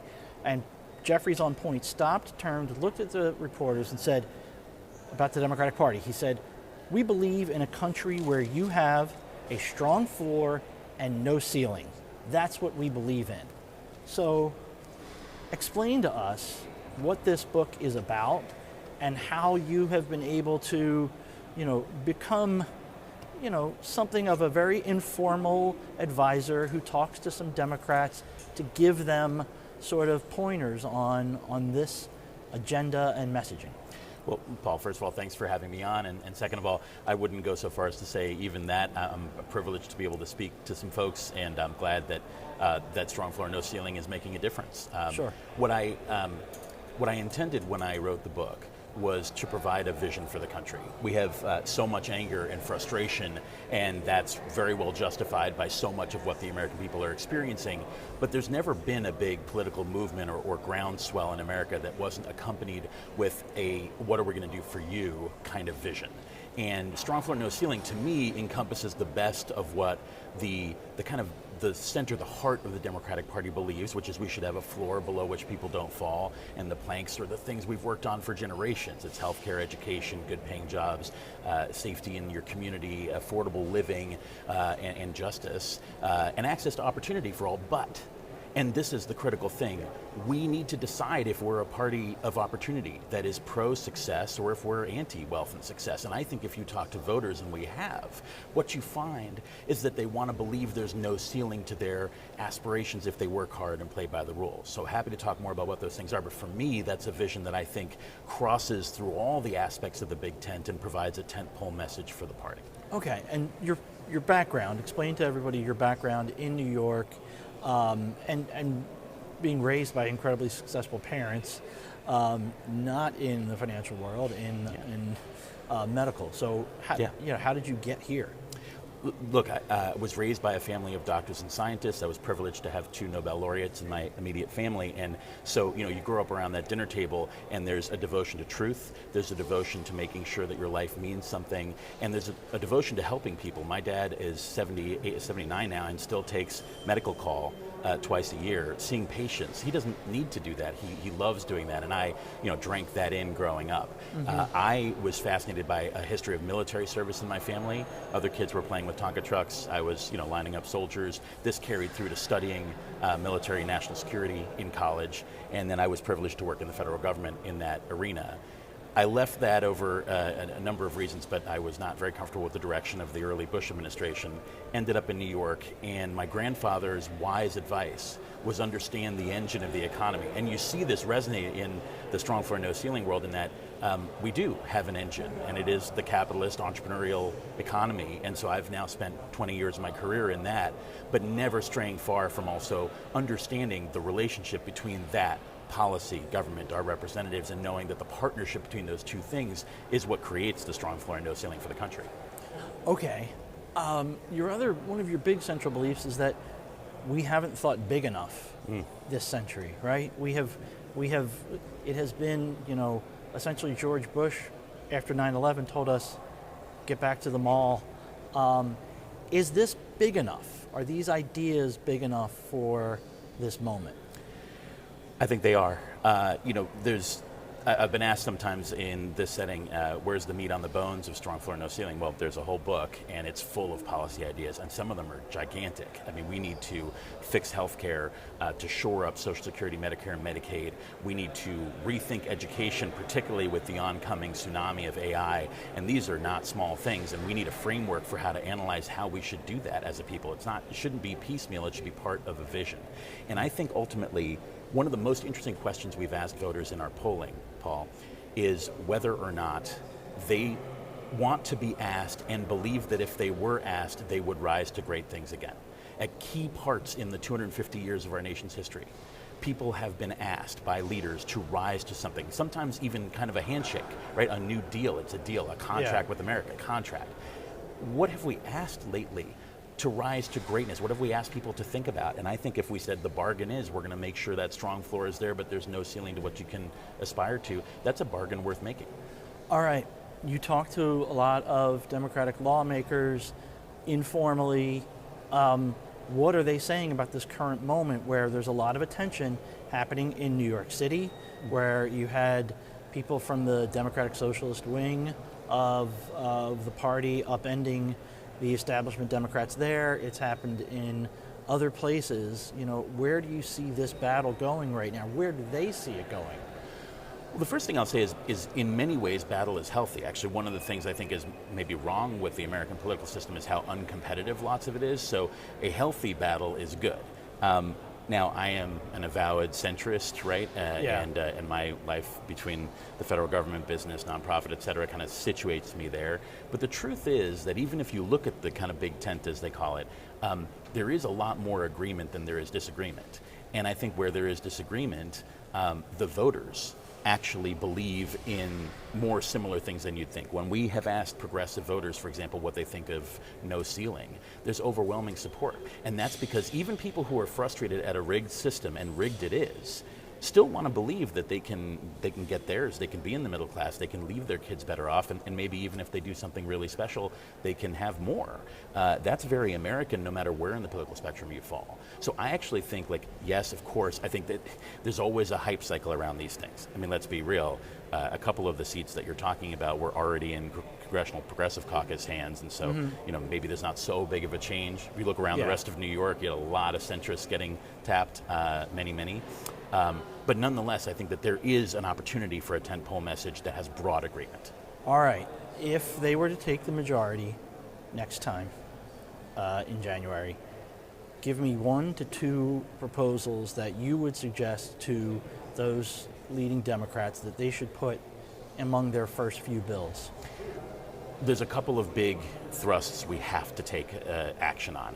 It's one of the great missed opportunities that the old H.R. 1, the kind of big democracy bill, was not acted on. We are now seeing rampant anti-democratic actions and corruption. And so one of the things that the American people are legitimately angry about, and they sure ought to be, is corruption. And maybe the H.R. 1 ought to be a corruption and democracy bill. But simultaneously or on its heels, we have to attack affordability. And affordability for most people is coming down to healthcare, education bills, and power. And then food at the grocery store. And there's very concrete things we should be doing on those things, because I don't think we can ask people to care about democracy and corruption until we attack the cost of living and making sure people can put food on their plates. And actually, and I'll say one last thing, I have had the privilege of talking to many elected officials and candidates, and they will all remind us eloquently that when they talk to voters, the high-minded things are very far in the background to the day-to-day concerns of affordability and the things that let their families be healthy. So it's got to be a two-pronged attack. Both of those things people expect us to deliver on. All right, there it is, everybody. Strong floor, no ceiling. Oliver Libby, thank you. Thank you, Paul.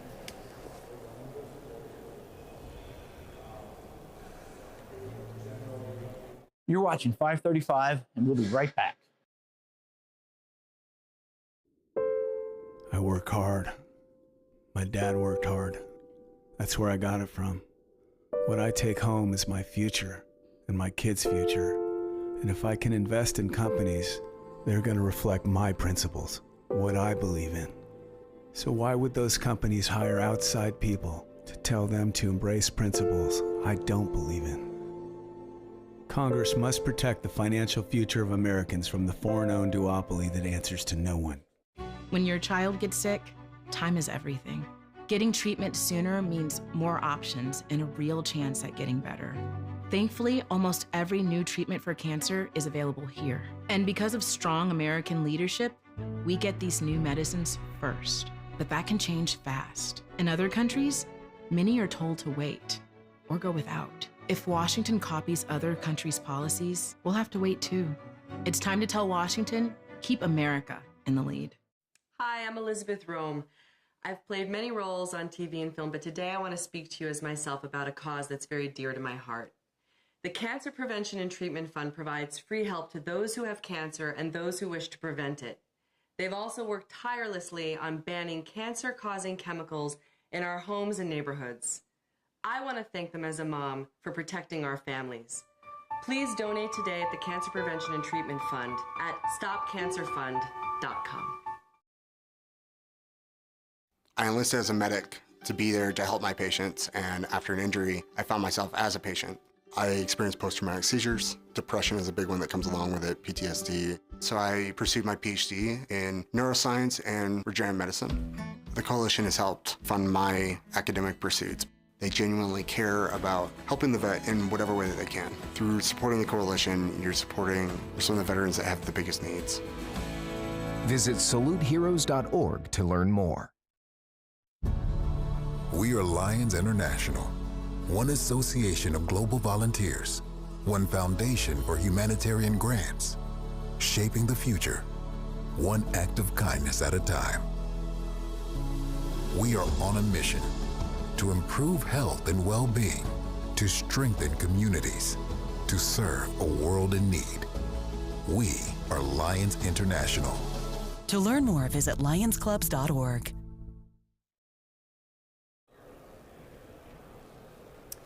I'm Brody Mullins. Welcome back to 535. Today we have David Tennant,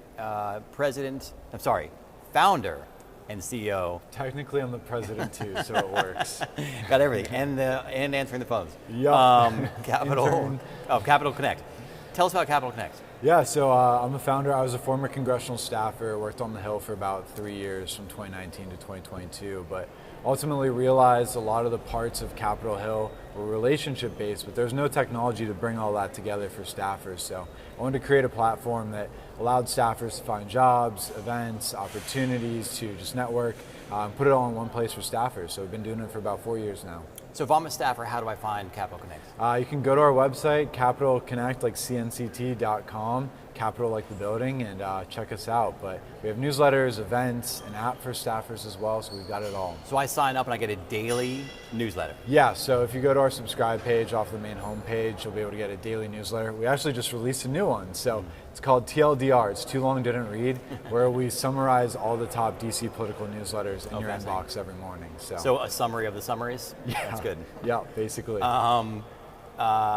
And you have 9,000 staffers who are subscribers. Yeah, so we've got over 9,000 subscribers, most of those being congressional staffers. So we probably have around 7,500, 8,000 congressional staffers. But overall, there are roughly 10,000 staffers. So you're 70%? Yeah. That's amazing. Yeah.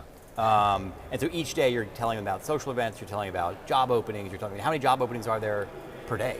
Must be dozens. Yeah, there's usually probably like 10 a day, 50 a week between that and the private sector that are really relevant to a Hill staffer.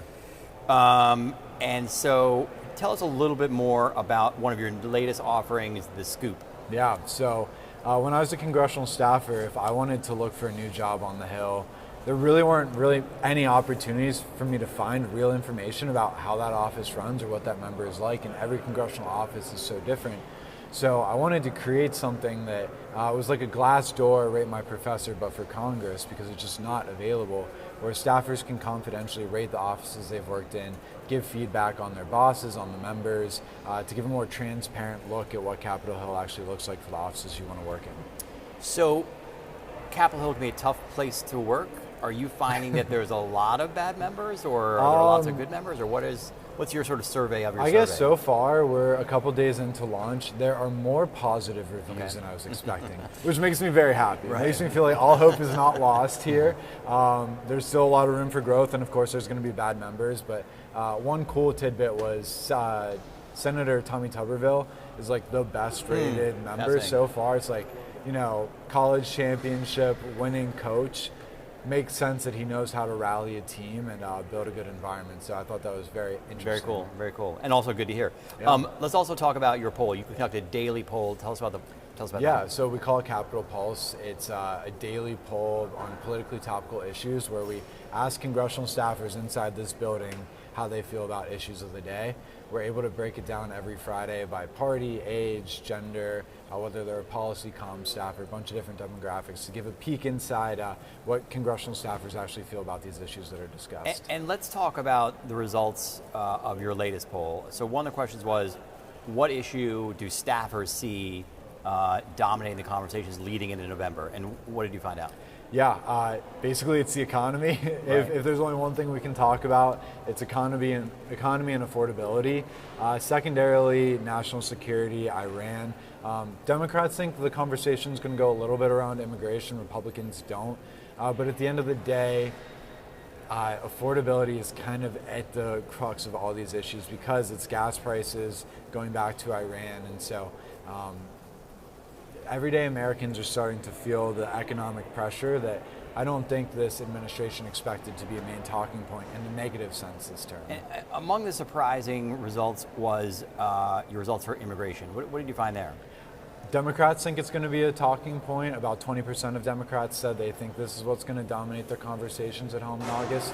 0% of Republican staffers answered that way, which is quite interesting, right? Like, obviously, immigration on both sides is the huge issue, and if obviously all these Republican members have Democrats in their district, I have a feeling they're going to be having something to say, but ultimately I do think Iran and the economy will drive above that. But you know, there's a lot to talk about with ICE these days. I feel like we know this election is going to be about affordability and the economy, and that's what you found out. But I was sort of struck also that less than 2% care about healthcare, or think healthcare is going to be a big issue. I think they care about it. I think it is a big issue. It's just like, Iran is just so overwhelming right now, what it's leading to on the just affordability side. It's hard, when you're saying what is going to dominate the conversation, it makes sense it's going to be those bigger issues, even if healthcare is still a problem. Fascinating. So another question is that you asked is, or data you found was the shift in what people think will be important issues. So what did you find on that topic? Yeah, so at the beginning of the year, like first week of January, we asked staffers like what conversation is going to dominate this Congress. It was more split. There was a breakdown, but like national security, immigration was a reference there, but national security, a little bit of AI, not really, and then the economy. A lot of Republicans said the economy back then, it's grown. I'm assuming they thought they were going to have a lot of great conversations about the Trump economy's back, and it's really turned on them this year. But you had in January 2026, 17% of people thought that the economy would be a big issue. Now we know it's enormous, and today it's 70%. So there's a huge increase. For sure. I thought I remembered earlier this year that the economy had always, that affordability had been the issue all along, but I guess not. Well, I mean, I think like before it was, the Biden administration saying, hey guys, the economy's great, like whatever you're feeling at home isn't real, like listen to us, the numbers are up. And now I think like the Trump administration is imitating that behavior a little bit, and like we saw how that played out for Biden and Harris, so I think that's a good warning sign of what we want to talk about from a political messaging. And then big drops in national security and healthcare. People earlier this year thought national security and healthcare would be a big deal, and now they don't care. Yeah, I mean, I don't think anyone would have predicted Iran at the beginning of this year. David Tennant, President, CEO, founder, and phone answerer of Capital Connect. Thank you so much for joining us. Yeah, thanks for having me, Brody. I'm Brody Mullins. We're right back on 535. You're watching 535, and we'll be right back. When your child gets sick, time is everything. Getting treatment sooner means more options and a real chance at getting better. Thankfully, almost every new treatment for cancer is available here. And because of strong American leadership, we get these new medicines first. But that can change fast. In other countries, many are told to wait or go without. If Washington copies other countries' policies, we'll have to wait too. It's time to tell Washington, keep America in the lead. You're watching 535. This is 535. You're watching 535. You're watching 535. You're watching 535. We're live from the Capitol, and 535 starts right now.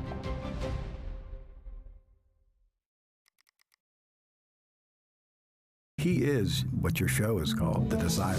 It's Washington's hottest new show, and it has the Beltway buzzing. Americans, they know BS when they see BS. Pulitzer Prize-winning journalist Brody Mullins. Is this era ending and is a new era beginning? And veteran strategist Lisa Camuso Miller. Have you ever had to tell a client no? Talk to the biggest and most influential players. We wanted $1 million. He said done. Rewriting the rules of influence. Business is going to be on the ballot. Congress needs to do their job. They become lapdogs rather than watchdogs. The people who never talk. That's such a good question. Talk to them. It was kind of fun, actually.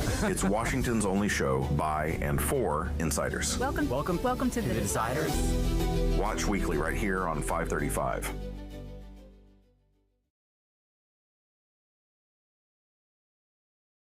Welcome back to 535. I'm Leanne Caldwell with Puck News. A new report is detailing how the Department of Homeland Security diverted staff and resources from FEMA coffers toward immigration enforcement. Joining me now to talk about that new report is Ranking Member on the House Subcommittee on Economic Development, Public Buildings, and Emergency Management, Congressman Greg Stanton, Democrat of Arizona. Hi, Congressman. Thanks for joining us. Great to see you. That is the FEMA committee. We oversee FEMA, so that's why we're involved in this report. And that is a really long title for a subcommittee name, but I got through it. Anyway, so this report that you released, it talks about how FEMA, which as we know, the Trump administration, when they first came in, wanted to dismantle FEMA. But what happened in part is they moved a lot of people to immigration enforcement, correct? Is that the finding?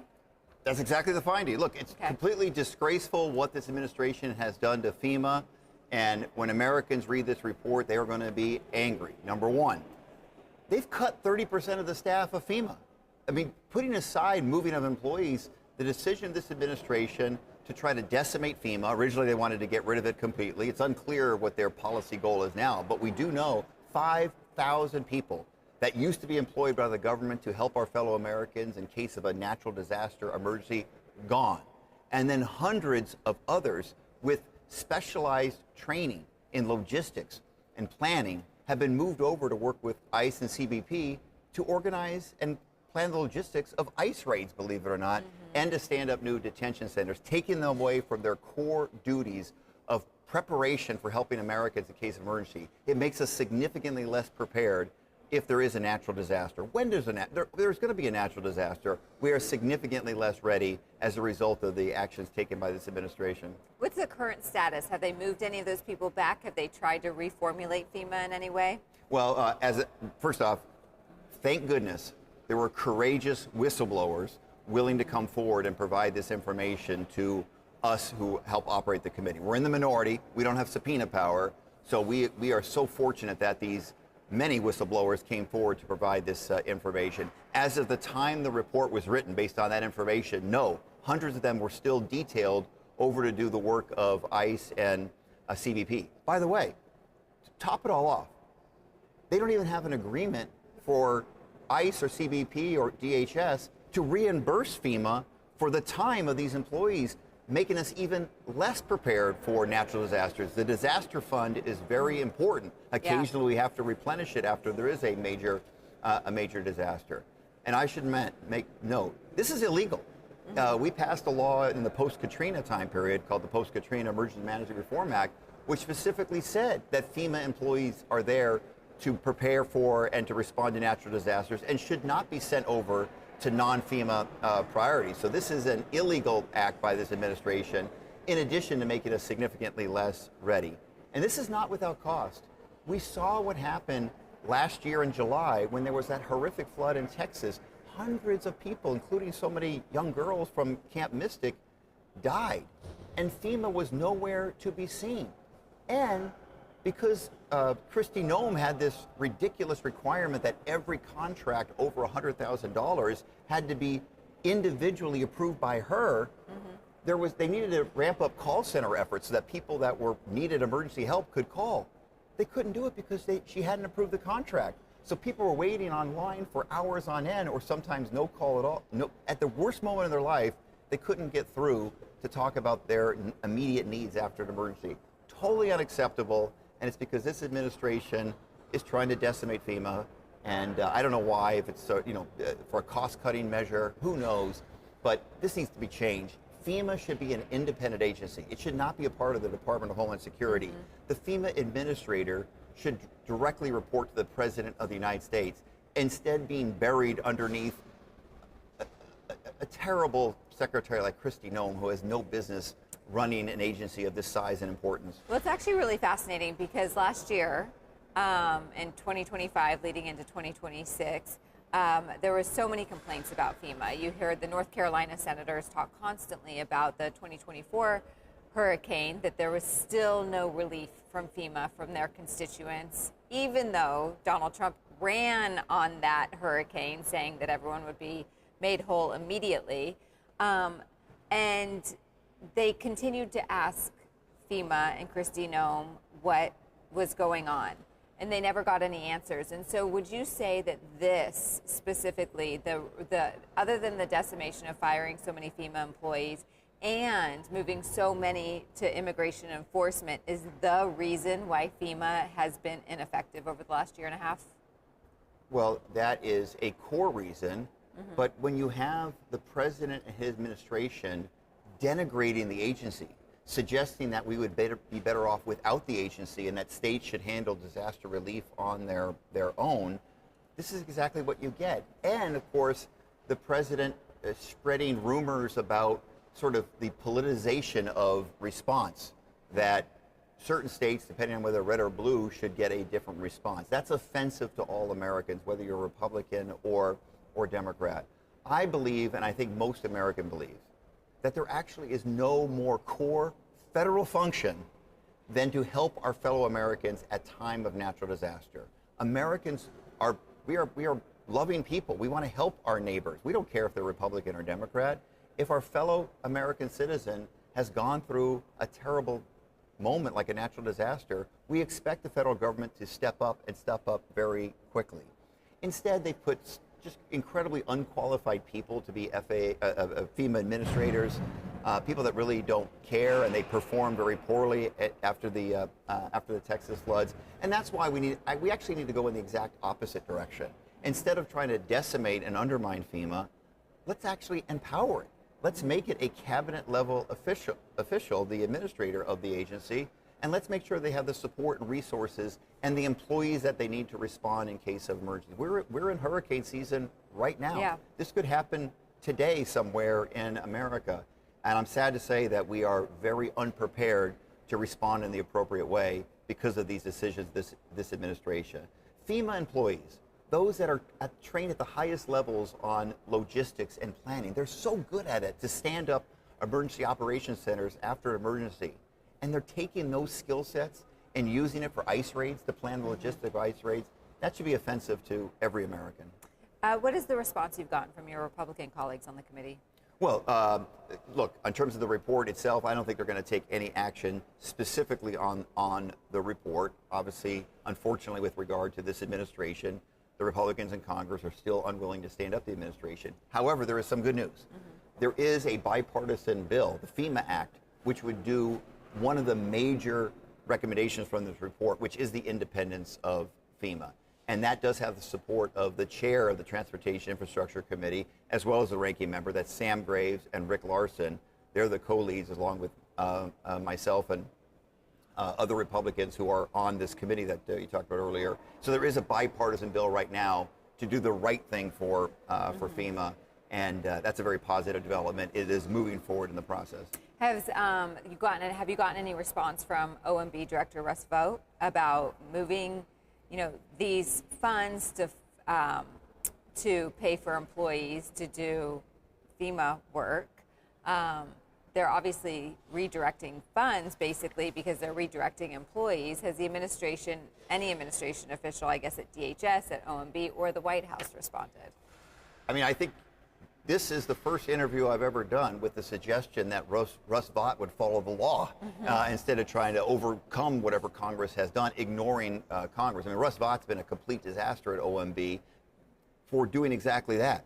We pass laws, including appropriations bills, and then they take it not as it's a law, but just as an advisory opinion, I guess, and Republicans in Congress have not done anything to stand up for themselves. Now, I will say, the DHS has given a blanket rejection of the report. They have not rejected the specifics, because if you read the report, these whistleblowers came correct, if you will. These whistleblowers didn't just give verbal testimony, they came with evidence of all of this happening. So it's a pretty overwhelmingly well-researched report with the backup evidence to show that what they're claiming is happening to FEMA is exactly what is happening in FEMA.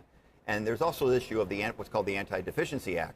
When you're lending out employees for non-FEMA purpose and they're not being reimbursed, that's also illegal because of the anti-deficiency law. Yeah.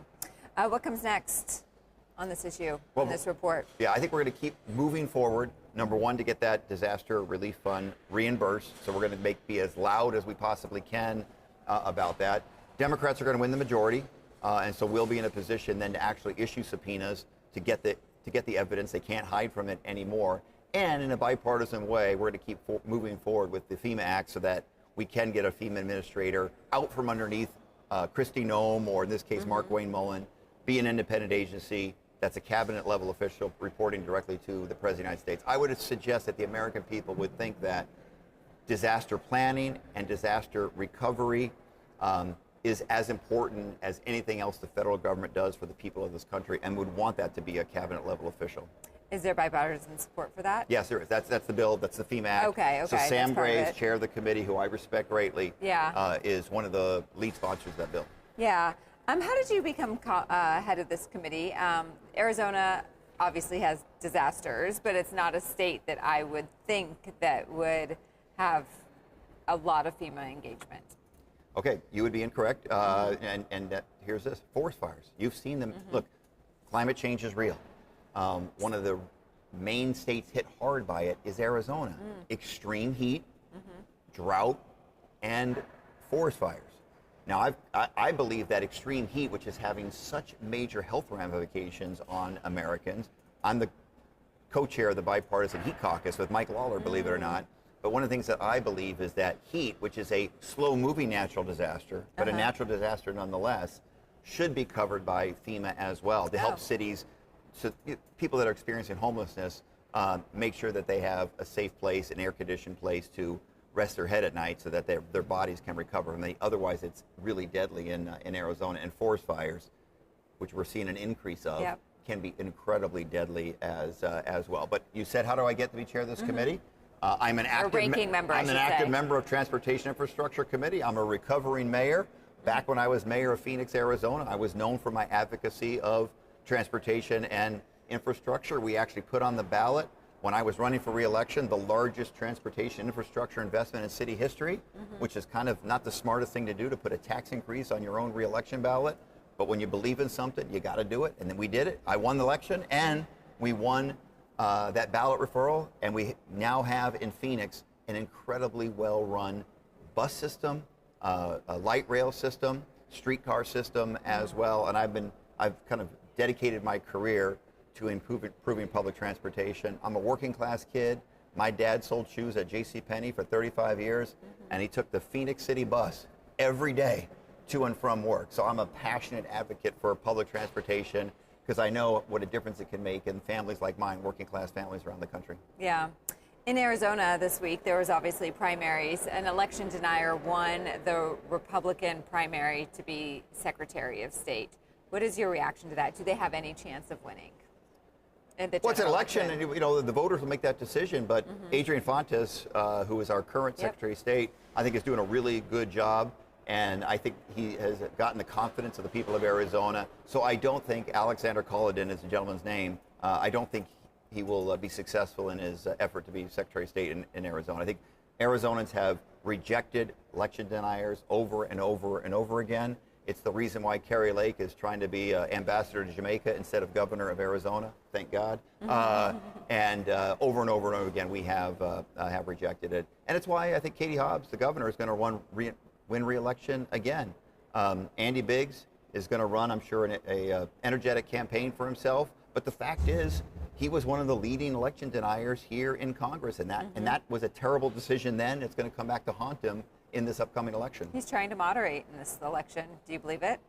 Why, he could try, but his record is his record. I mean, he's one of the most extreme members of Congress. He used to brag about that. I mean, whenever I look up on the board and there is a vote that is 430 votes to 5, he's always one of the 5. He is self-selected to be one of the most extreme members of Congress.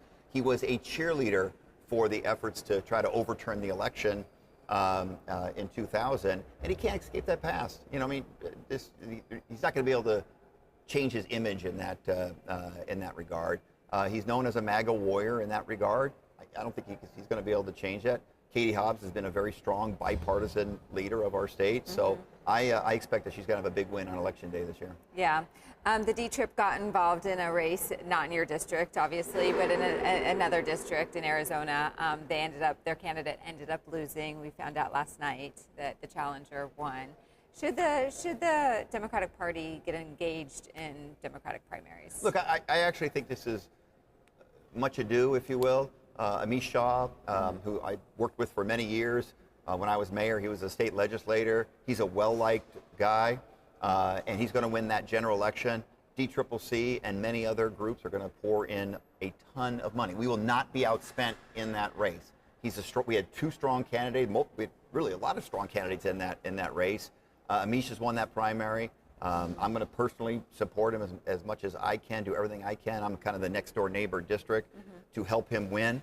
And he's going to have the support of local folks and nationally, because that's one of the most important districts for Democrats. As we will win the majority, that's going to be one of the most important districts to win. So So DCCC thought that Marlene Woods had a better chance in the primary, but Amish Shah still has a great chance of winning that primary, and I believe is going to win that, excuse me, not the primary, the general election. Amish Shah is going to win that general election. He's going to have the support of everyone because it is such a critical race. He's going to have the resources to win, the support to win. He's a strong candidate, and he's going to win that race.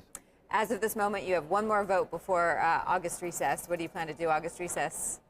Town halls, meet with my constituents, obviously on the campaign side. My district is actually a Republican majority district by 10,000 votes. I've been able to win it each time that I have run.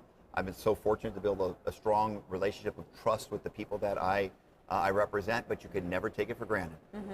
And so I will never be outworked, and I'm going to be out there working hard on winning the trust of both Democrats, independents, moderate Republicans to build the coalition that I need to be successful in this race. So no rest for the weary. We take a trip after the November election, not during this time period. And I'm also very active with the New Dems. I'm the head of the New Dem Action Fund, which is the political arm of the New Dems. We're going to be delivering the majority. Oh yeah, we're going to be winning. We win in the toughest seats. Yeah. New Dems are more moderate in style, but they are warriors on the battlefield of winning this majority. We are more committed than anyone to winning this majority and getting Hakeem Jeffries to be Speaker of the House. Our candidates win in the Trump districts. That's what delivers majorities. I know we're a broad tent, big tent party, and people have lots of different political perspectives, and I don't care what your political perspective is. We need our New Dems to win the majority so that people of all different political persuasions can become committee chairs, et cetera. We bring the majority to Congress, and I'm going to be working heavily on that, working with candidates around the country as well. So a very busy August work period. Not August recess, August work period. I know. Us old people who've been around here for a long time when August recess wasn't such a bad word. What are the one or two things that you hear most often from your constituents? I mean, look, it's this issue of affordability. We say it over and over and over again. Maybe we shouldn't use the word affordability. It's just stuff's getting more expensive. But there's a direct line between the actions taken by this administration without any resistance from the majority Republicans in Congress. This war in Iran, it's driving up gas prices. Everybody's facing. Our allies are dealing with it around the country. It's making us less safe as a country. That's a direct line between this president's very poor decision to enter this war of choice. Healthcare. I mean, there's a direct line between their decision to get rid of the tax credits for the Affordable Care Act. That's driving up healthcare costs for millions and millions and millions in America. These tariffs, which are totally illegal, this president's doing it without any resistance from the Republicans in Congress, is driving up costs of everyday goods. This is the #1 issue, and there'll be no question in the public's mind who's responsible for increasing costs in America. That is the unifying issue for Democrats and why we're going to win across the board. Great. Congressman Greg Stanton, so thank you so much for joining us today. And thank you for watching. If it's important to the 535 members up here on Capitol Hill, it's important to us. On behalf of all of us, thank you to the people who work on Capitol Hill, those of you who are watching, for joining the show, for posting clips, and mostly for joining us to talk deeply about policy, the thing that we care about most up here at 535. And thank you to our 100+ members who have helped us launch. And now I ask for unanimous consent on a motion to adjourn until 11 a.m. Tuesday, September 1st, 2026. Hearing no objections, so ordered. We'll see you after recess.